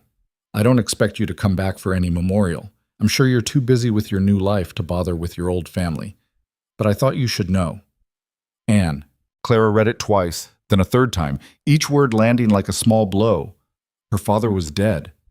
Had been dead for weeks, and she hadn't known, hadn't felt it, hadn't sensed any change in the world that would indicate the man who'd raised her was gone. Clara. She looked up to find Silas watching her from the doorway, concern written across his face. My father died. The words came out flat, emotionless. Last month. My sister just now bothered to tell me. Silas crossed the room and took the letter from her shaking hands. He read it quickly, and his expression darkened. This is how she tells you? With a letter full of guilt and anger? That's Anne. Always was good at making everything my fault. Clara pressed her hands to her belly, feeling the baby shift. I should feel something, shouldn't I? Sadness, grief, something? Should you? He was my father. Was he? Silas set the letter aside and took her hands. Because from what you've told me, he was a man who let your mother die without seeing what was happening, then judged you for leaving to build your own life. That's not much of a father. Clara felt tears start, hot and angry. I should have written, should have told them about the wedding, the baby, all of it. Now he's dead, and I can't fix it. There's nothing to fix. You lived your life, he lived his. That's how it works. But what if, her voice broke, what if our baby asks about my family someday? What do I say? That I cut them off because they made me feel small and wrong for wanting more than Chicago society could offer. Silas pulled her against his chest, and Clara felt his heart beating steady and strong beneath her ear. You tell our child the truth. That family is what you make it, not what you're born into. That sometimes the bravest thing you can do is walk away from people who hurt you, even if they're blood. Clara cried then, messy and hard, grieving not for her father but for the relationship they'd never had, the understanding that would never come. Silas held her through it all, one hand stroking her hair, the other resting protectively on her belly. When she finally pulled back, eyes swollen and nose running, he handed her his handkerchief without comment. I'm a mess, she said. You're human. I got tears and snot all over your shirt. I'll survive. She laughed wetly and wiped her face. What did I do to deserve you? Nearly starved to death in a schoolhouse. Set the bar pretty low, honestly. Clara hit his arm, but she was smiling. This was what she'd needed. Not platitudes or false comfort, but honesty and humor, and the knowledge that someone saw her at her worst and stayed anyway. Should I write back? She asked. To Anne? Do you want to? Clara thought about it, really thought about it. Did she want to maintain a connection to people who'd made her feel like a failure for choosing her own path? Who'd let her leave without fighting to keep her? Who couldn't even tell her about her father's death without lacing it with guilt? No, she said finally. I don't think I do. Then don't. But keep the letter. Someday, when you're not raw from it, you might feel differently. She nodded and tucked the letter into her pocket. Then she straightened her spine, wiped the last of the tears away, and looked at the classroom full of children waiting for their afternoon lesson. All right, she said, back to work. Silas caught her hand before she could leave. Clara, you're a good teacher, a good wife, and you're going to be a good mother. Your father's inability to see that says everything about him and nothing about you. The words settled into her chest like warmth, and Clara kissed him once, quick and fierce, before heading back to teach children who actually wanted to learn. September brought the school's completion. They held an opening ceremony that the whole valley attended. Even some of the town families who'd been skeptical came to see what Silas Boone and his controversial wife had built. The building stood proud against the mountains, 2 stories of solid timber and stone with windows that caught the afternoon light and made the whole structure glow. Inside were rows of desks, shelves of books, maps on the walls, and a blackboard so large Clara had actually gasped when she first saw it. Judge Morrison gave a speech about education and progress. Silas said a few gruff words about investing in the future. And then Clara stood in front of the crowd, this woman who'd arrived half dead and desperate less than a year ago, and felt something shift, This school, she said, one hand resting on her belly where the baby kicked, isn't just about teaching children to read and write. It's about giving them choices, about showing them that the world is bigger than this valley and they have every right to be part of it. She saw Diego in the front row, eyes shining with the kind of hope that hadn't been there 9 months ago. Saw Anna holding her mother's hand, already planning what she'd learn in this new building. Saw all the children who deserved better than what they'd been given, and felt purpose settle into her bones. My husband and I built this together, she continued, glancing at Silas. But it belongs to all of you. To every family in this valley who wants their children to have opportunities they never had. The door is open. All you have to do is walk through it. The applause was tentative at first, then growing, and Clara saw Mrs. Patterson in the back looking like she'd bitten into something sour. But younger women were nodding, and several men were already approaching Silas to ask about enrollment. They'd done it. Against all odds and expectations, they'd actually done it. That evening, exhausted and exhilarated, Clara and Silas sat on their porch watching the sunset over the valley. The new school stood silhouetted against the orange sky, and Clara felt a satisfaction so deep it was almost painful. "Thank you," she said quietly. "For what?" "For believing in this. In me. For taking a starving widow and giving her a reason to fight." Silas took her hand, threading their fingers together. "You gave me a reason to fight, too. I'd forgotten what that felt like." The baby kicked hard enough that they both felt it, and Clara laughed. "This one's going to be trouble." Takes after its mother. And its father. They sat in comfortable silence as darkness fell and stars began to appear. Somewhere in the valley, a coyote howled. The night air smelled of pine and grass and the promise of autumn. "I'm scared," Silas admitted suddenly. "About the baby. About losing you the way I lost—" "I know." Clara squeezed his hand. "But fear doesn't change what's coming. We just have to face it together." "What if I'm not a good father?" "What if you are?" She turned to look at him. "What if you're exactly what this child needs? Someone who's been broken and healed, who understands that life is hard but worth fighting for?" Silas's jaw tightened, and Clara saw him wrestling with something. Finally, he spoke. "I never told you the whole truth about Maria." Clara's heart stuttered. "You don't have to—" "I do. Because this baby is coming, and I can't carry this anymore." He took a shaky breath. "Maria got pregnant 6 months after we married. We were so happy. Planned names, built a nursery, all of it. Then she lost the baby at 4 months, and something in her broke." Clara waited, sensing there was more. "She wanted to try again immediately. I said we should wait, give her time to heal. She said I didn't understand, that I couldn't understand because I wasn't the one who'd failed." His voice went rough. "We fought about it for months. She got more withdrawn, more distant. Started saying things like maybe she wasn't meant to be a mother. Maybe I'd be better off without her." "Silas, I thought it was grief. Thought time would fix it. But then one morning I found her in the barn, and I realized time wasn't going to fix anything. She'd been telling me for months what was happening, and I'd been too stupid or too scared to hear it." Clara felt tears streaming down her face. "It wasn't your fault." "Wasn't it? I was her husband. I should have—" "Should have what? Read her mind? Fix something that was broken in ways neither of you understood?" Clara turned to face him fully. "Silas, I watched my mother fade for years. I was in the house, saw her every day, and I still didn't see what was coming. Depression is like that. It lies to the person who has it and hides from everyone else." "But what if—" He pressed his hands to his face. "What if this baby triggers something in you? What if you can't handle it, and I lose you too?" Clara took his hands and pulled them away from his face, forcing him to look at her. "Then we'll deal with it. We'll get help, we'll fight it together, and we won't let fear control our lives. But you can't live in that terror, Silas. It'll poison everything good we're trying to build." "I don't know how to let it go." "Neither do I. So we'll learn together." She placed his hand on her belly.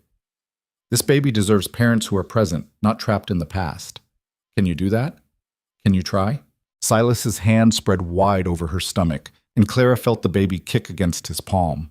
Something in his face softened, and when he spoke again, his voice was steadier. "Yeah, I can try." They sat like that until full dark, his hand on her belly, her head on his shoulder, both of them trying to believe that the future could be better than the past. October brought the first frost and a scare that sent Clara's heart into her throat. She was teaching when the cramping started, sharp, insistent pains that made her gasp and grab the desk for support. The children stared at her with wide, frightened eyes. "Diego," she managed, "get Mrs. Chen, now." The boy was gone in a flash, and Clara sank into her chair, one hand pressed to her belly. The baby was still moving. That was good. That meant. But the pain was getting worse, radiating from her back around to her stomach in waves that made her want to scream. Mrs. Chen arrived running, took one look at Clara's face, and started barking orders. "Someone get Mr. Boone. Anna, you're in charge of the children. Take them outside and keep them busy. Move." "Is the baby coming?" Clara gasped.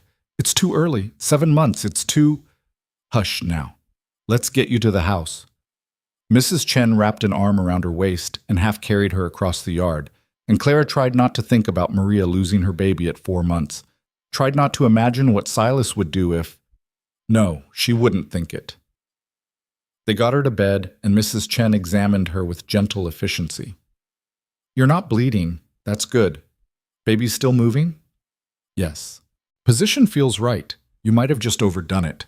How much water did you drink today?" Clara tried to remember. "I don't know. Not much?" "That'll do it. Your body's working hard to grow that baby, and if you don't give it what it needs, it complains." Mrs. Chen stood and pointed at her sternly. "Bed rest for the next 2 days. Water every hour. No arguing. But the school can survive without you for 2 days. Now drink this." Clara drank the water Mrs. Chen shoved at her and tried not to cry with relief. Not labor, just dehydration and exhaustion. The baby was fine. Silas burst through the door 10 minutes later, wild-eyed and breathing hard. He'd clearly run the entire way from wherever he'd been working. "What happened? Is she—" "She's fine," Mrs. Chen said firmly. "Baby's fine. She just needs rest and water. Now sit down before you have a heart attack and give me 2 patients to deal with." Silas ignored her and crossed to the bed, taking Clara's face in his hands. "You're all right?" "I'm all right. Just scared myself for a minute there." He pressed his forehead against hers, and Clara felt him shaking. "Don't do that to me. Wasn't planning on it. I thought—" His voice broke. "I thought it was happening again." "I know, I'm sorry." She pulled him down to sit beside her. "But we're fine. The baby's fine. I just forgot to drink enough water like an idiot." "You're not an idiot." "I'm a little bit of an idiot." That got a wet laugh out of him, and the tension finally started to drain from his shoulders. Mrs. Chen left them alone, and Silas stretched out beside Clara on top of the covers, one hand resting protectively on her belly. "I can't lose you," he whispered. "You won't." "You can't promise that." "No. But I can promise I'll fight like hell to stay." She laced her fingers through his. "This baby is going to be born healthy and loud and demanding, and we're going to be exhausted and overwhelmed and completely in over our heads. That's what's coming. Not tragedy, not loss, just normal, terrifying parenthood." Silas closed his eyes, and Clara watched the war playing out on his face. Fear and hope, grief and love, all tangled together until they were impossible to separate.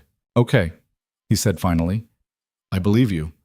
Clara wasn't sure if he actually did, but she appreciated him saying it anyway. The next 2 months passed in a blur of preparation.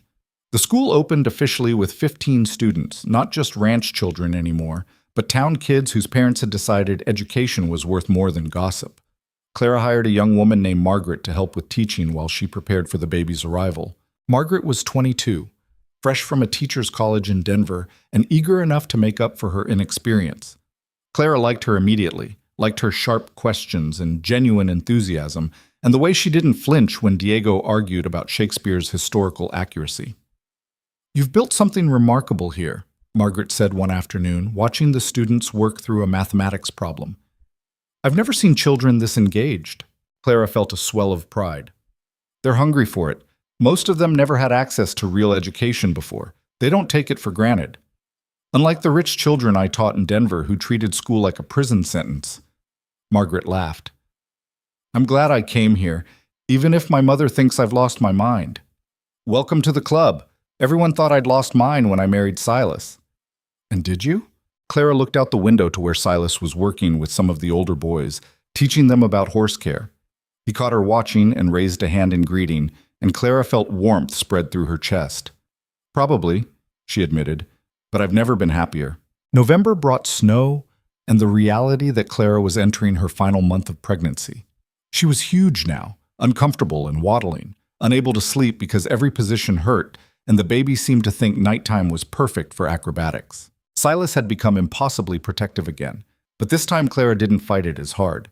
She was scared too, if she was honest with herself. Scared of the pain, scared of something going wrong, scared of becoming a mother when she barely felt like she knew how to be a wife.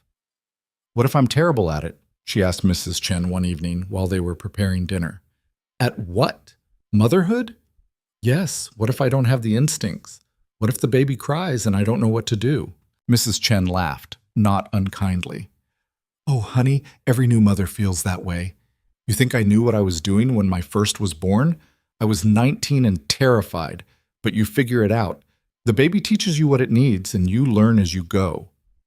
"But what if? Mrs. Chen pointed a wooden spoon at her. "You're borrowing trouble. That baby isn't here yet, and you're already worrying about problems that don't exist. Save your energy for the real challenges." Clara knew she was right, but the fear didn't go away. It sat in her chest like a weight, growing heavier as her due date approached. December arrived with a vengeance, blizzards and temperatures so cold that breath froze in your lungs. The school closed for 2 weeks, and everyone hunkered down to wait out the worst of it. Clara spent her days reading, knitting tiny clothes with Mrs. Chen's help, and trying not to think about going into labor during a snowstorm. Of course, that's exactly what happened. The contraction started on a Tuesday afternoon, 3 days before Christmas. Clara was sitting by the fire when the first one hit, a tightening across her belly that made her gasp. She waited, counting the minutes until the next one. 20 minutes, then 15, then 10. "Mrs. Chen," she called, trying to keep her voice calm. "I think it's time." What followed was controlled chaos. Mrs. Chen took charge immediately, sending ranch hands to fetch the doctor from town and to make sure the road was clear. Silas turned pale and looked like he might pass out, which would have been funny if Clara wasn't in the middle of another contraction. "Don't you dare faint on me," she panted. "I need you here." I'm right here." But his hand in hers was shaking badly. The doctor arrived 3 hours later, by which point Clara was in active labor and reconsidering every decision that had led to this moment. The pain was unreal, waves of it that took her breath and made her scream despite her determination to stay quiet. "You're doing great," Silas said, wiping her forehead with a cool cloth.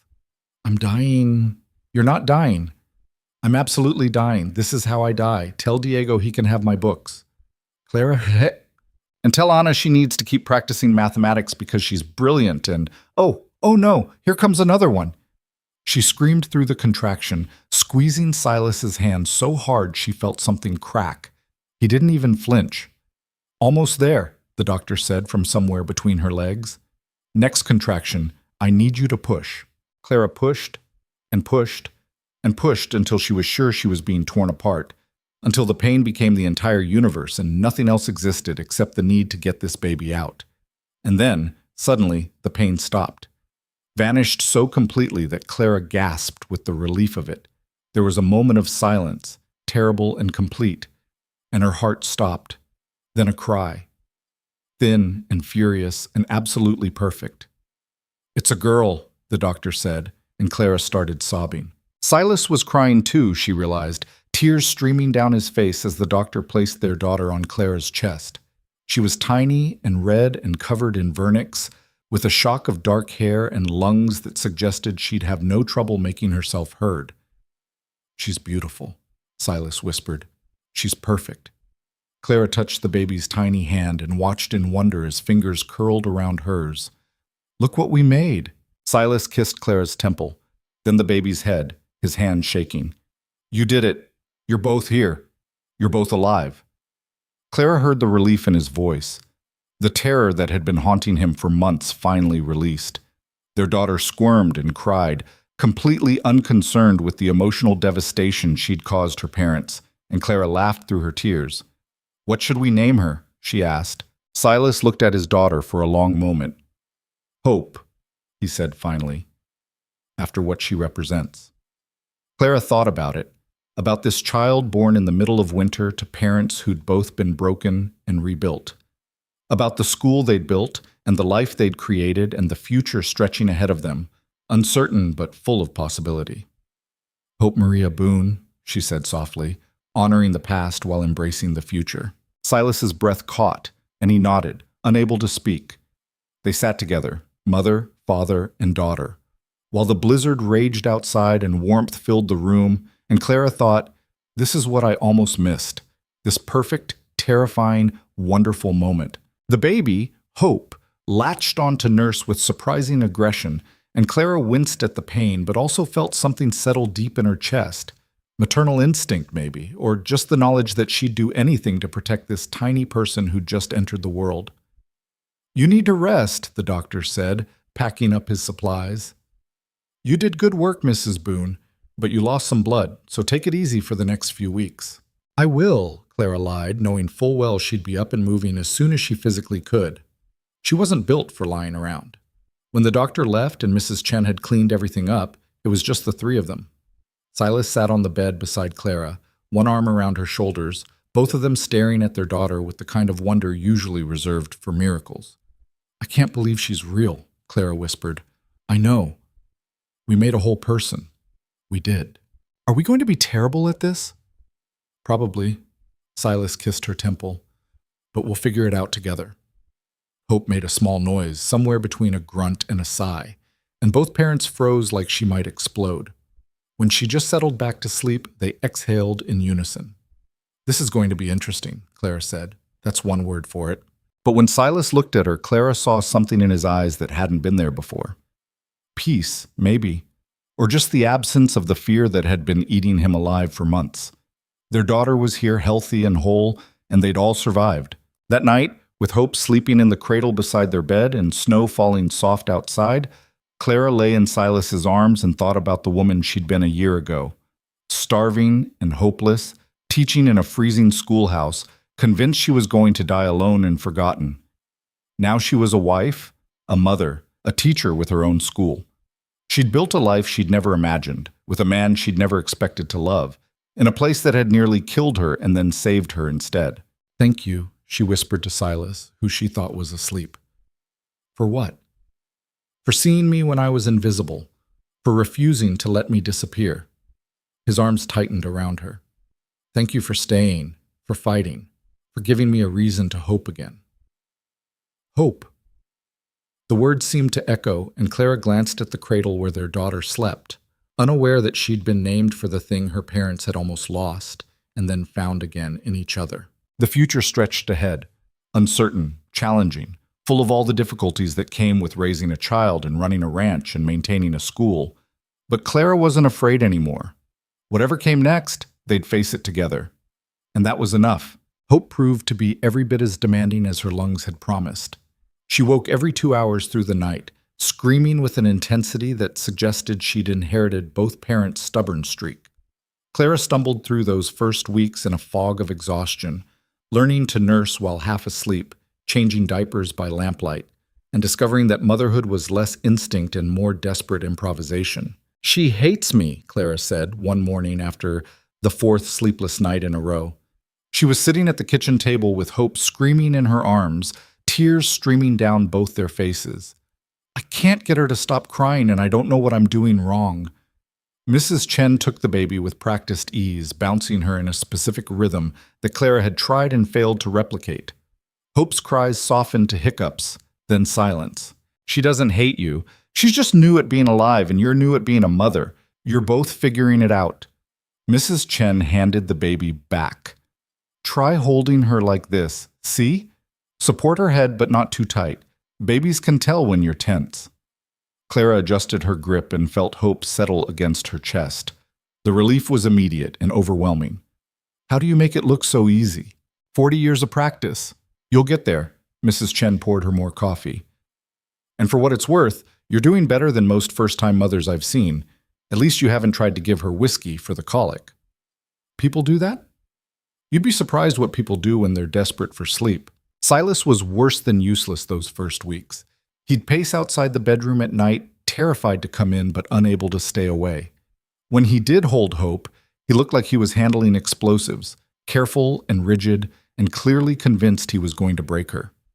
"She's not made of glass," Clara told him on the 5th day, watching him lower the baby into her cradle with the kind of caution usually reserved for defusing bombs. "She's so small. What if I drop her? Then she'll cry and we'll comfort her and she'll be fine. Babies are tougher than they look." But Clara understood his fear. She felt it too every time Hope's breathing seemed too shallow, every time she ate less than Clara thought she should, every time she cried for reasons Clara couldn't decipher. The weight of keeping another human alive was crushing in ways she hadn't anticipated. "I keep thinking about Maria," Silas admitted one night, after they'd finally gotten Hope down. He was standing by the cradle, watching their daughter sleep with an expression Clara couldn't read. About how she would have loved this, how she should have been the one. The words stung more than Clara wanted to admit. "I'm not her replacement." "I know that. Do you?" Clara sat up in bed, exhaustion making her sharp. "Because sometimes it feels like you're comparing me to a ghost. Like I'm supposed to fill a hole that has nothing to do with me."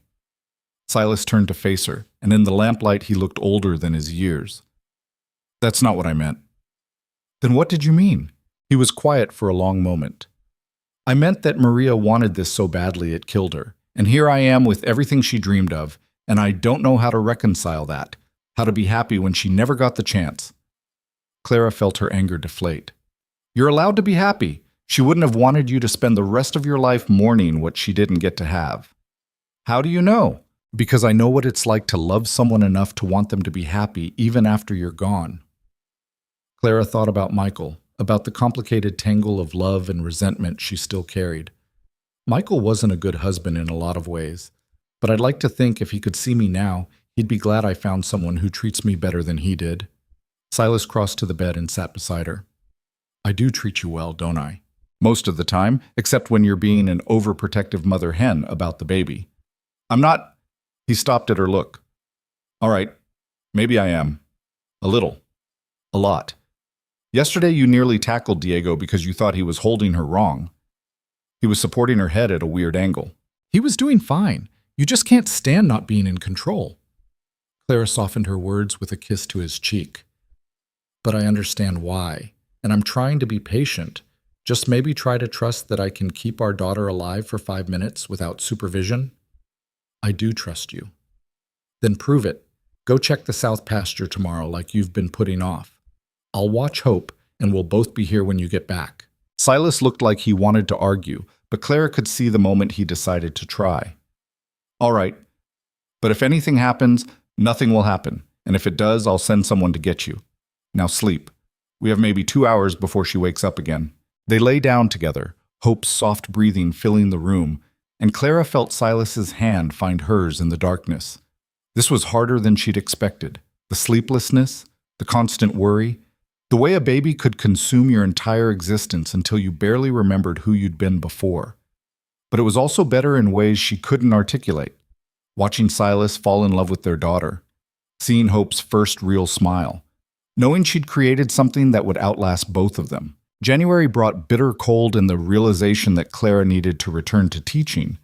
Margaret was doing well with the students, but the school was Clara's vision, her passion, and she missed it in ways that made her feel guilty. What kind of mother wanted to leave her baby to teach other people's children?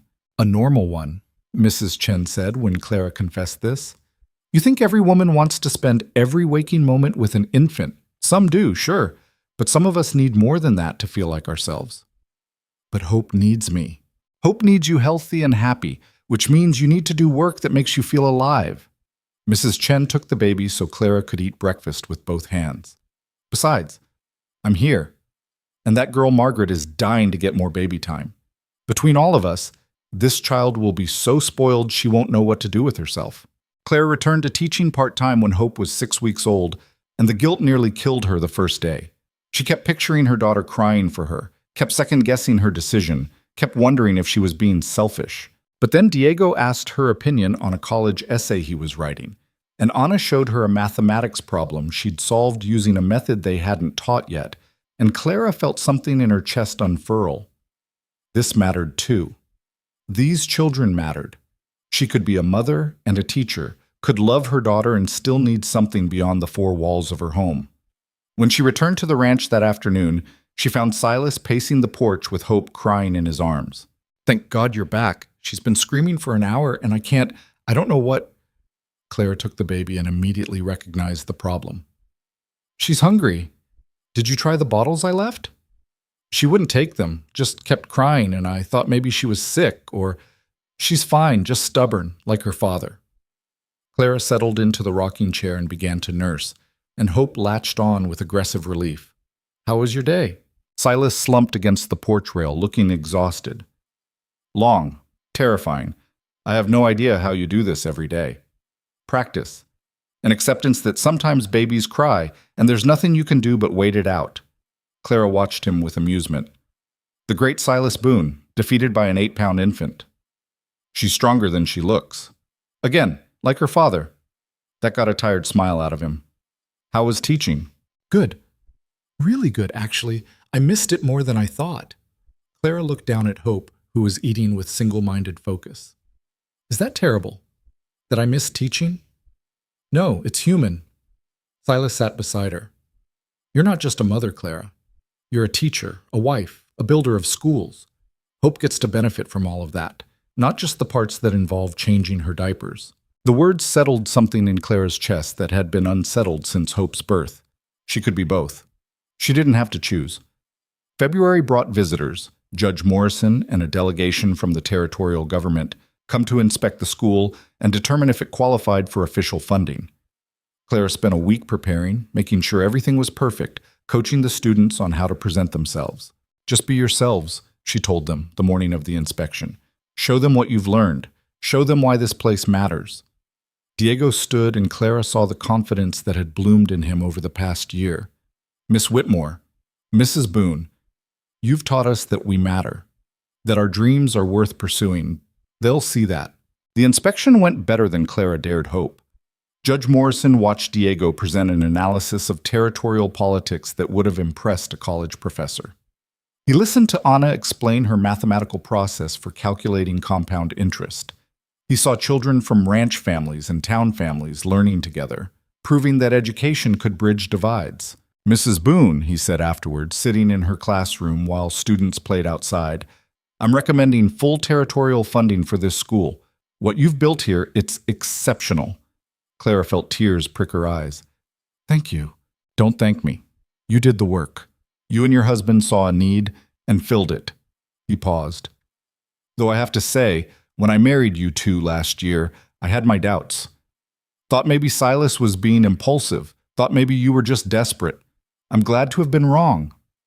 "So am I," Clara admitted. "Though there were moments I wondered if we'd both lost our minds. The best decisions usually feel that way." Judge Morrison stood. "I'll have the paperwork processed within the month. You'll receive funding for 2 full-time teachers, books, supplies, and building maintenance. Additionally, the territory wants to use this school as a model for other rural communities." After he left, Clara sat alone in her classroom and let herself cry. Not from sadness, but from the overwhelming relief of knowing they'd succeeded. The school would continue, would grow, would outlast both her and Silas and become something bigger than either of them had imagined. When she returned home, she found Silas in the barn with Hope strapped to his chest in a sling Mrs. Chen had fashioned.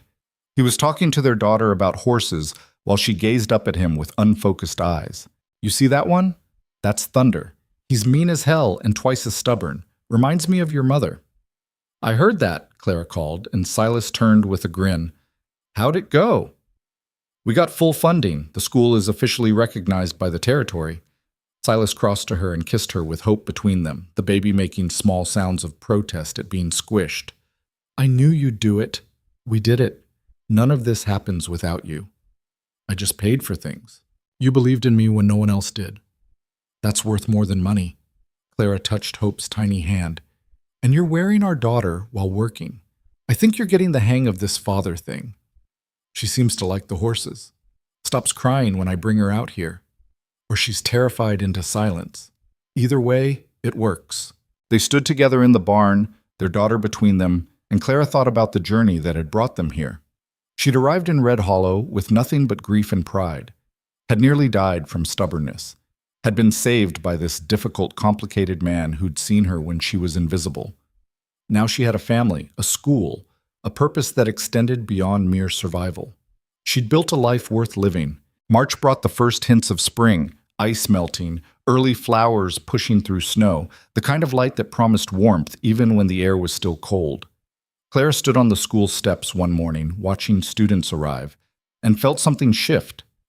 A year ago, she'd been teaching in a freezing one-room schoolhouse, starving and alone. Now she ran a territorial school with 2 teachers, 35 students, and a waiting list of families who wanted their children educated. A year ago, she'd been a widow who thought she'd never love again.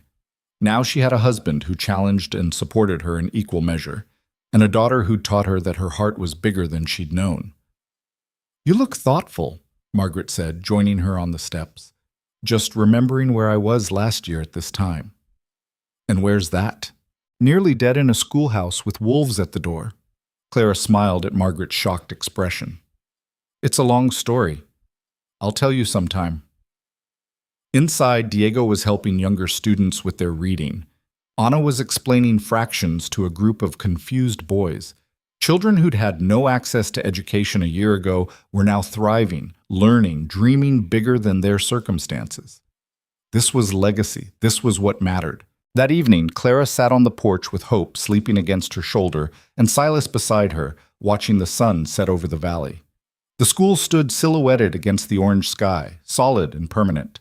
The ranch stretched around them, full of people and purpose and life. "Do you ever regret it?" Silas asked suddenly. "Staying here instead of going back east?" Clara thought about Chicago, about the life she might have had if she'd returned after Michael died. No, not even for a moment. Even though it was hard? Especially because it was hard. Easy things don't change you. She looked at him. "Do you regret asking that starving widow to teach your ranch kids?" "Every day." Clara hit his arm and he laughed. "I'm joking. That was the smartest thing I ever did." He pulled her closer. "You terrified me, you know. Still do sometimes. You see through all my walls and you refuse to let me hide. Someone has to keep you honest. And someone has to keep you from working yourself to death in the name of education. We keep each other balanced." "Yeah, we do." Hope stirred and made a small sound of protest at being squished between them. Clara adjusted her position, and the baby settled back to sleep with the kind of trust that still amazed her. This tiny person who depended completely on them, who had no idea she'd been born to parents who were both broken and healing. "I want to expand the school," Clara said. "Add a 3rd teacher, maybe build a small dormitory for students who live too far to commute daily." "Of course you do." But Silas didn't sound annoyed, just resigned and fond. "How much is this going to cost me?" "I'll write grants to the territory, find private donors. You won't have to pay for all of it. But I'll end up paying for most of it." "Probably." Clara kissed his cheek. "But think of it as an investment in the valley's future. I'm thinking of it as my wife being unable to leave well enough alone." Also accurate. They sat in comfortable silence as darkness fell and stars began to appear. Spring was coming, bringing with it new possibilities and challenges. The school would grow. Hope would grow. Their life would continue evolving in ways they couldn't predict. But Clara wasn't afraid anymore. She'd learned that she was stronger than she'd known, that love could be rebuilt after loss, that purpose could be found in the most unexpected places. She'd learned that sometimes the worst moments of your life lead directly to the best ones, that starving in a schoolhouse could somehow result in building an empire of education, that marrying a near stranger out of desperation could turn into the deepest partnership she'd ever known. A year ago, she'd been dying. Now she was more alive than she'd ever been. "Thank you," she whispered to Silas, who was starting to doze beside her. "For what?" "For refusing to let me disappear quietly. For fighting for me even when I didn't think I was worth fighting for." Silas opened his eyes and looked at her with an intensity that still made her breath catch. "You were always worth fighting for. You just couldn't see it yet. And now you're dangerous. Now you're a woman who knows her own worth and isn't afraid to demand it. Now you're changing this valley, whether it wants to be changed or not." He touched her face gently. "Now you're exactly who you were always meant to be." Clara felt tears slide down her cheeks. Happy ones this time, born from gratitude and joy and the overwhelming sense that she'd found her place in the world. Hope woke with a cry, demanding food and attention, and reminding them both that even profound moments get interrupted by practical needs. Clara stood to take her inside, and Silas followed, his hand warm on her back. They had a life to live, a daughter to raise, a school to run, a valley to change. And they would do it together, one imperfect day at a time, building something that would last long after they were gone. That was enough. More than enough. It was everything. The expansion plans consumed Clara through the spring. She wrote letters to territorial officials, drafted proposals for private donors, and spent hours sketching designs for the dormitory she envisioned. Silas watched her work with a mixture of pride and exasperation, occasionally reminding her that she also had a 6-month-old daughter who needed attention. "I'm perfectly capable of managing both," Clara said one evening, bouncing Hope on her hip while reviewing architectural drawings spread across the dining table. "You're capable of managing everything. That's the problem. You don't know when to stop," says the man who works 16-hour days during calving season. "That's different." "How?" Silas opened his mouth, closed it, then shook his head with a reluctant smile. "Fine. You win. But if you exhaust yourself into another collapse, I'm burning all these papers and locking you in the bedroom." Romantic. Practical. But Clara knew he was right. She'd been pushing too hard, sleeping too little, trying to do everything at once. The difference now was that she had people who noticed, who cared, who wouldn't let her disappear into work until she broke. The breakthrough came in June, when a wealthy mining family from Helena offered to fund half the dormitory construction in exchange for guaranteed enrollment spots for their children. Clara wanted to refuse on principle. She didn't like the idea of selling access, but Silas pointed out the reality. If their money means 15 other kids get to attend who couldn't otherwise, isn't that worth it? It feels like compromise. It is compromise. That's how you build something that lasts. He leaned against the desk where she was working. "You can't save everyone, Clara. You can only save who you can save. And if that means making deals with rich folks who want their kids educated, then that's what you do." Clara hated that he was right. Hated the practicality of it, the way idealism had to bend to reality. But she signed the agreement anyway, because 30 children in school was better than 15, even if it meant swallowing her pride. Construction began in July, and with it came a problem Clara hadn't anticipated. Mrs. Patterson appeared at the ranch one afternoon with a group of town mothers, their faces set with the kind of determination that meant trouble. "Mrs. Boone, we need to discuss the school's enrollment policy." Clara, who'd been teaching Hope to sit up unassisted, stood slowly. "What about it?" "You're allowing ranch children and town children to mix, children from very different backgrounds, different moral standards." Mrs. Patterson's nose wrinkled. "It's inappropriate." "Inappropriate how?" "These ranch children, their parents aren't always married, Mrs. Boone. They don't attend church. They use language that town children shouldn't be exposed to." Clara felt anger rise hot and fast. "And what exactly do you suggest? That I create separate schools based on whose parents meet your approval?" "We're suggesting that you maintain standards, that you recognize some children come from better families than others." "Better?" Clara repeated the word like it tasted bitter. "You mean wealthier, whiter, more respectable by your narrow definition." Mrs. Patterson's face flushed. "I mean, families with values." Diego's family has values. They work hard, they love their children, and they sacrifice so their kids can have opportunities they never had. Clara moved closer, and the women retreated slightly. "Anna's mother cleans houses 16 hours a day to put food on the table. Tommy's father breaks horses that could kill him any day. Don't you dare tell me those families have less value than yours." "This is exactly what we were afraid of," another woman said. "You've become too attached to these people. You can't see clearly anymore." "I see perfectly clearly. I see children who deserve education regardless of what their parents do for a living or where they worship." Clara's voice went cold. "And if you can't accept that, then your children aren't welcome at my school." The silence that followed was absolute. Mrs. Patterson looked like she'd been slapped. "You can't bar town children. I can bar children whose parents teach them that some lives matter less than others. That's not education, that's poison." Clara crossed her arms. "This school accepts any child willing to learn and any family willing to support that learning. If you can't abide by that, There's the door. The women left in a flurry of outraged whispers, and Clara stood there shaking with anger and adrenaline. Hope, sensing the tension, started to cry, and Clara picked her up with hands that trembled. "Did I just make a terrible mistake?" she asked Silas, who'd been watching from the doorway. "No. You made the only choice you could live with." He came closer. "But you just declared war on the town's most powerful families. This won't be easy." "Nothing worthwhile ever is." The fallout was immediate. 5 town families withdrew their children from the school.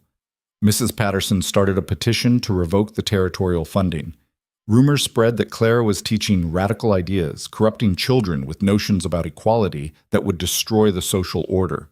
Clara weathered it with gritted teeth and stubbornness, refusing to back down. The ranch families rallied around her, and several town families quietly expressed support, even if they didn't dare voice it publicly. But the division in Red Hollow deepened, and Clara watched the community split along lines she'd hoped to bridge. "Maybe I should have compromised," she said one night, exhausted and discouraged after another day of hostile stares in town. "No," Diego said from the doorway. Clara hadn't realized he was there. "You shouldn't have, because if you'd compromised, it would have told me and Anna and all the other ranch kids that we're worth less, that we should accept being treated as lesser." He came into the room, and Clara saw the young man he was becoming, confident, articulate, burning with purpose. "You taught me that education is power," he continued, "that I have as much right to dream as anyone born in a fancy house. If you'd let Mrs. Patterson separate us, you'd have been teaching the opposite, that some dreams matter more than others." Clara felt tears sting her eyes. "When did you get so wise?" "I had a good teacher," Diego smiled. "Don't quit now, Mrs. Boone. We need you." She didn't quit. Instead, she fought harder. She wrote editorials for the territorial newspaper about equal access to education. She invited legislators to visit the school and see what integration could accomplish. She refused to let prejudice determine her students' futures. And slowly, painfully, things began to shift. 2 of the families who'd withdrawn their children came back, quietly acknowledging they'd overreacted. A neighboring valley requested advice on starting their own integrated school. Judge Morrison publicly praised the Red Hollow School as a model for the territory. It wasn't victory exactly, but it was progress. August brought Diego's acceptance letter to the University of Montana. He opened it in Clara's classroom, hands shaking, and when he read the words, his face transformed. "I got in," he whispered. "Full scholarship. I actually got in." The other students erupted in cheers, and Clara found herself crying again. These emotional outbursts were becoming embarrassing. But watching Diego hold that letter like it was made of gold, seeing the future open up for a boy who'd started the year thinking he'd spend his life breaking horses, was worth every tear. "I'm proud of you," she told him afterward. "You earned this. You made it possible. No, you did the work. I just gave you the tools." Diego looked at her seriously. "Mrs. Boone, I'm going to be the first in my family to go to college. Maybe the first Mexican kid from this valley to go at all. That matters. What you built here matters. Just promise me you'll come back sometimes. Tell the younger kids what's possible." "I promise." He hesitated. "And thank you for seeing me when I was trying real hard to be invisible." After he left, Clara sat in her classroom and thought about visibility. About how she'd once been invisible too, starving in a schoolhouse while the town looked away. About how Silas had refused to let her disappear. About how Diego had been hiding his intelligence behind a tough kid act until someone bothered to look closer. The world was full of people trying to disappear, convinced they didn't matter. Her job, her purpose, was to refuse to let them vanish, to insist they were worth seeing, worth teaching, worth believing in. September brought Hope's first birthday, and with it a celebration that encompassed the entire ranch and half the valley. Mrs. Chen baked a cake that could have fed 50 people. The ranch hands built toys and carved animals. Even some of the town families who'd opposed Clara showed up, ready to move past the conflict. Hope, unaware of the significance, smashed cake into her face with gleeful abandon and laughed at the chaos she'd created. Clara watched her daughter covered in frosting and thought about the terror of that birth, the fear that had consumed Silas, the way they'd both been certain something would go wrong.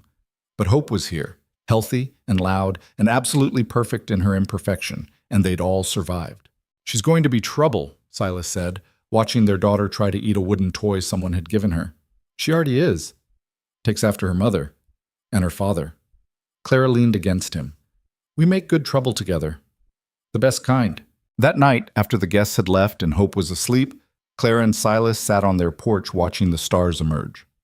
The school stood dark against the sky, but Clara could see lamplight in some of the windows where Margaret was preparing tomorrow's lessons. The dormitory construction was nearly complete, ready to house students from distant ranches starting next month. Do you ever think about where we'd be if things had gone differently? Clara asked. If you hadn't shown up that day with the wolves?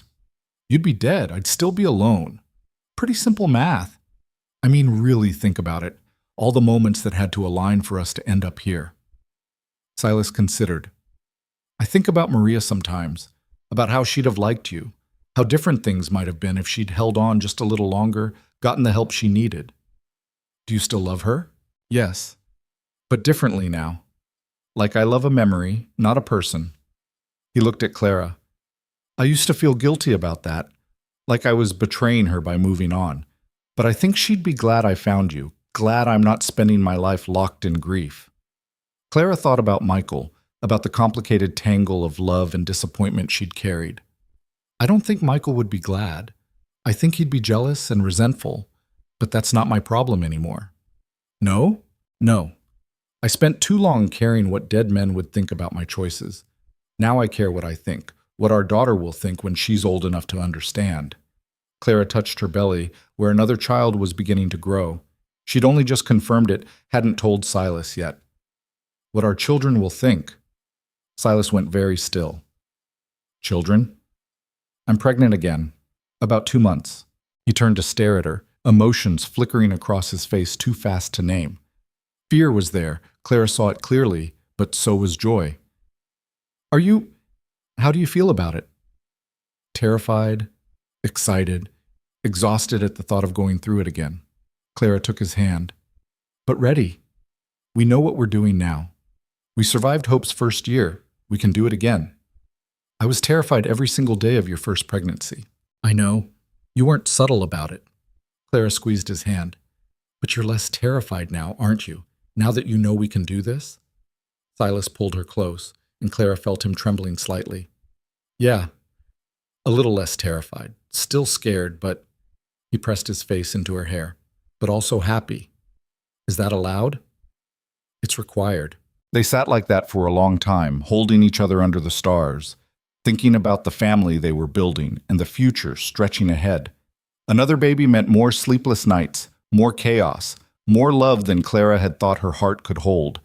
It meant Hope would be a big sister, would learn to share and care for someone smaller than herself. It meant their family would keep growing, expanding, becoming something neither of them had planned but both wanted desperately. Winter came early that year, and with it, Diego's departure for university. The whole school turned out to see him off, students and families alike gathering at the ranch to say goodbye to the boy who'd proved anything was possible. You write to me, Clara ordered, hugging him hard. Tell me everything you learn. And when you come back for visits, you teach the younger students. Show them the road ahead. I will. Diego pulled back and Clara saw tears in his eyes. Thank you, Mrs. Boone, for everything. Thank you for taking a chance on a desperate widow who didn't know what she was doing. You always knew what you were doing. You just didn't know you knew. After he left, Clara stood watching his wagon disappear down the road and felt the weight of what they'd accomplished. One student accepted to university. 35 others learning and growing and dreaming bigger than their circumstances suggested they should. A school that would continue educating long after she was gone. This was legacy. Not perfect, not without struggle, but real and lasting. The second pregnancy was easier than the first, partly because Clara knew what to expect, and partly because she had help. Margaret took over more teaching duties. Mrs. Chen managed the household with practiced efficiency. Silas, having survived one pregnancy, was less prone to panic attacks every time Clara felt tired. But the fear was still there. Clara saw it in his eyes whenever she winced or moved wrong. The ghost of Maria and their lost child hadn't disappeared, just receded into background shadows that occasionally moved closer. I'm fine, Clara told him for the 100th time when he found her resting mid-afternoon. Just tired. Pregnancy is exhausting. You said that last time right before you collapsed. And I learned my lesson. I'm resting, aren't I? She patted the couch beside her. Sit with me. Hope's napping, the house is quiet, and you look like you haven't stopped moving in days. Silas sat, and Clara could feel the tension in him. What if something goes wrong? Then we handle it. Together. Clara took his hand. But Silas, you can't spend every pregnancy waiting for disaster. That's not living. That's just surviving. I know. I'm trying. I know you are. She leaned her head on his shoulder. And I love you for it. But you have to trust that we're going to be okay. That I'm stronger than Maria was. That our circumstances are different. That lightning doesn't strike twice. Sometimes it does. And sometimes it doesn't. You can't protect me from everything. All you can do is be here, present, not trapped in past grief. Clara tilted her face up to look at him. Can you do that? Can you be here with me instead of there with her? Silas was quiet for a long moment. Then he nodded, jaw tight with effort. Yeah, I can try. It was enough. Not perfect, but enough. Spring arrived with mud and melting snow and the kind of light that made everything look new. Clara was 7 months pregnant and enormous, teaching from a chair because standing made her back ache. Hope was walking now, getting into everything, and Clara spent half her time chasing a toddler who'd inherited both parents' stubbornness. The school had 53 students enrolled for the coming fall term, with a waiting list. The dormitory was full, housing children from ranches 50 miles away. Margaret had hired a third teacher, a young man from Illinois who wanted to make a difference in the West. Clara watched it all unfold and felt satisfaction so deep it was almost painful.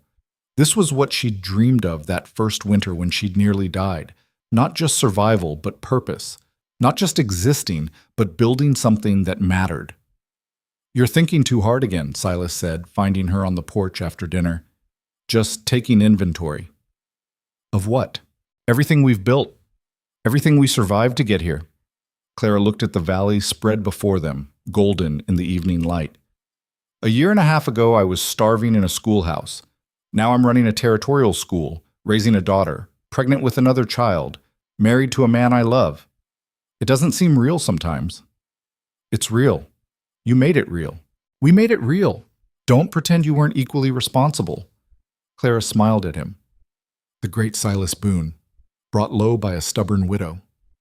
Best thing that ever happened to me. Me too. The second baby, a son they named James, after Clara's father in a gesture of reconciliation with a past she'd never resolved, arrived on a warm May evening with significantly less drama than Hope's birth. He came fast, barely giving Clara time to panic, and emerged screaming with the kind of lung power that suggested he'd be as demanding as his sister. Silas cried again, but this time with joy instead of relief. No ghosts haunted this birth, no fears of history repeating. Just a healthy baby, a wife who survived, and the knowledge that their family was growing exactly as it should. Hope, 15 months old and deeply unimpressed with this new competition for attention, tried to push James off Clara's lap the first time she saw him. Gentle, Clara said, redirecting tiny hands. This is your brother. You have to be kind to him. No, Hope said, which had become her favorite word. Yes, he's family. No. Clara looked at Silas helplessly, and he was laughing so hard he could barely stand. This is your fault, she said.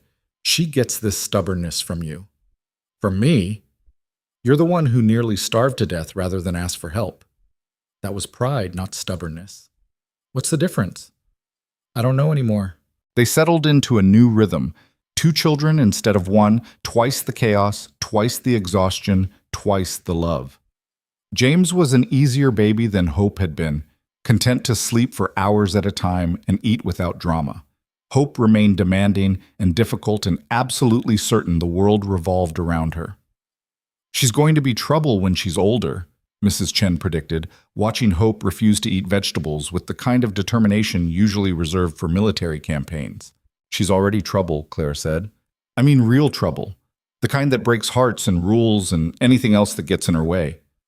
Clara looked at her daughter, fierce and stubborn and already showing signs of intelligence that would make her dangerous, and felt a surge of pride mixed with terror. Good. The world needs more women who refuse to be manageable. You would say that? I raised myself that way. I'll raise her the same. Summer brought the school's official recognition as a model institution, with delegations from 3 other territories visiting to observe their methods. Clara gave tours while heavily pregnant. She refused to sit out just because she was growing another human, and watched educators from across the West take notes on integration, on teaching methods, on her philosophy that every child deserved access to knowledge regardless of their family's circumstances. "You're changing education in this territory," one visiting superintendent told her. "This school will influence policy for decades." Clara, bouncing James on her hip while Hope clung to her skirts, felt the weight of that responsibility and the satisfaction of knowing she'd built something that would outlast her. 1 year turned into 2, then 3. The school kept growing. Hope started attending classes, proving to be as brilliant and difficult as Clara had feared. James grew into a quiet, thoughtful child who preferred books to people. Clara taught, wrote curriculum, trained new teachers, and slowly transformed education in Montana Territory. Silas ran his ranch with the kind of practical competence that made it prosper. But Clara noticed him spending more time with the school, more invested in the students' success. He'd found his own purpose in building something beyond just cattle and profit. "I never thought I'd care this much about education," he admitted one evening. They were attending a graduation ceremony for the school's first class of 8th graders, 12 students who would go on to high school, some to university, all of them carrying knowledge and opportunity they wouldn't have had without this place. "You care because you see what it does," Clara said. "How it changes lives, gives people choices. Or because my wife infected me with her idealism." That too. They watched the graduates receive their certificates, and Clara saw Diego in the audience, home from university for the summer, already planning to become a teacher himself. Saw Anna preparing to test for a position at a bank in Helena. Saw a dozen other stories of children who'd been given a chance and seized it with both hands. "We did something good here," Silas said quietly. "We did." "Think it'll last?" Clara thought about legacy, about the permanence of ideas versus institutions. "I think the building will last. The programs might change, but the idea that every child deserves education, that background doesn't determine destiny, that will last as long as people remember why we built this place. To save you from starving to death in a schoolhouse? To prove that desperate circumstances can lead to extraordinary things. That people written off as unimportant can build empires of meaning." Clara leaned against him. "That love and purpose can be rebuilt after loss. That's a lot of weight for one school to carry. Good thing we built it strong." The years continued. Hope grew into exactly the kind of trouble Mrs. Chen had predicted. Brilliant, argumentative, determined to challenge every rule and assumption. James became a quiet scholar, losing himself in books while his sister set fire to everything else. Clara taught, wrote, advocated for education reform, and slowly watched Red Hollow transform from a divided town into something approaching community. Not perfect. Never perfect. Mrs. Patterson remained opposed to integration until the day she died, and others carried that prejudice forward. But progress happened anyway, in small victories and quiet changes, in children who grew up believing they mattered regardless of their parents' status. Silas aged into silver-haired respectability, his hard edges softened by fatherhood but never entirely gone. He still worked too hard, still struggled with control, but Clara had learned to live with those flaws, the same way he'd learned to live with her stubbornness and relentless drive. They fought, they made up, they raised children and ran a school and managed a ranch, and somehow made it all work through sheer determination and love that had been forged in desperation, but had grown into something unbreakable. And when Clara stood at the school's 10th anniversary celebration, older now, grayer, with 2 children and a third on the way because apparently she and Silas had never learned when to stop, she looked at what they'd built and felt peace. Not the false peace of a life without struggle, but the hard-earned peace of knowing she'd made a difference, that her life had mattered, that the girl who'd nearly disappeared in a frozen schoolhouse had instead built something that would outlast her by generations. "You did it," Silas said, joining her at the edge of the celebration. "Everything you dreamed of." "We did it," Clara corrected. "None of this happens without you. I just provided the money and the land. You provided the belief. The faith that I was worth investing in when I was just a starving widow with impossible dreams." Clara took his hand. You saved my life, Silas. Not just that day with the wolves, but every day after when you refused to let me settle for less than I was capable of. You saved mine too. I was dead inside when you showed up, just going through motions, waiting for the guilt to kill me. You made me want to live again. They stood together watching their students celebrate, their children run wild, their community gather in a space they'd created from nothing but need and determination. And Clara thought about all the moments that had led here, the hunger, the fear, the desperate bargain, the unlikely love that had grown from survival into partnership. She thought about Maria, whose ghost had finally receded into memory without pain, about Michael, whose mistakes she'd long since forgiven, about her father, who'd died without understanding the daughter who'd left Chicago to build a life he couldn't imagine. She thought about all the people she'd been, the idealistic girl from Chicago, the grieving widow, the starving teacher, the desperate woman who'd accepted help from a stranger because pride couldn't fill an empty stomach. And she thought about who she'd become, a teacher who'd changed education in Montana Territory, a mother raising children to believe anything was possible, a wife partnered with a man who'd learned to love again, despite every reason not to. The past didn't disappear, the scars didn't fade, but they'd built something beautiful anyway, on a foundation of shared brokenness and stubborn hope. That was the truth Clara had learned in the hardest way possible, that you didn't have to be perfect to build something that mattered, that broken people could create whole things, that the worst moments of your life could become the foundation for the best ones if you refused to let them destroy you. As the sun set over Red Hollow, painting the valley in shades of gold and amber, Clara leaned against the man who'd saved her life and squeezed his hand. Their children shrieked with laughter in the yard. Their students celebrated futures they'd earned. Their school stood solid against the mountains, a testament to what could be built from nothing but need and determination. Thank you, she said again, because the words never quite felt like enough. For what? For seeing me when I was invisible. For refusing to look away. Silas pulled her close, and Clara felt his heartbeat steady and strong beneath her ear. Thank you for letting me, for staying when you could have left, for building this with me. They'd started with a brutal winter and a desperate bargain. They'd built a school, a family, a legacy that would outlast them both. And if that wasn't enough reason to believe in second chances, Clara didn't know what was. The bell they'd installed above the school door rang out across the valley. Hope, probably, causing mischief as usual. And the sound echoed off the mountains, carrying across land that had once nearly killed Clara and had instead given her everything worth living for. This was the ending and the beginning both. The conclusion of who she'd been and the continuation of who she'd become. And as stars began to appear above Red Hollow, Clara allowed herself to believe that maybe, just maybe, the story they'd written together was exactly the one they were always meant to live.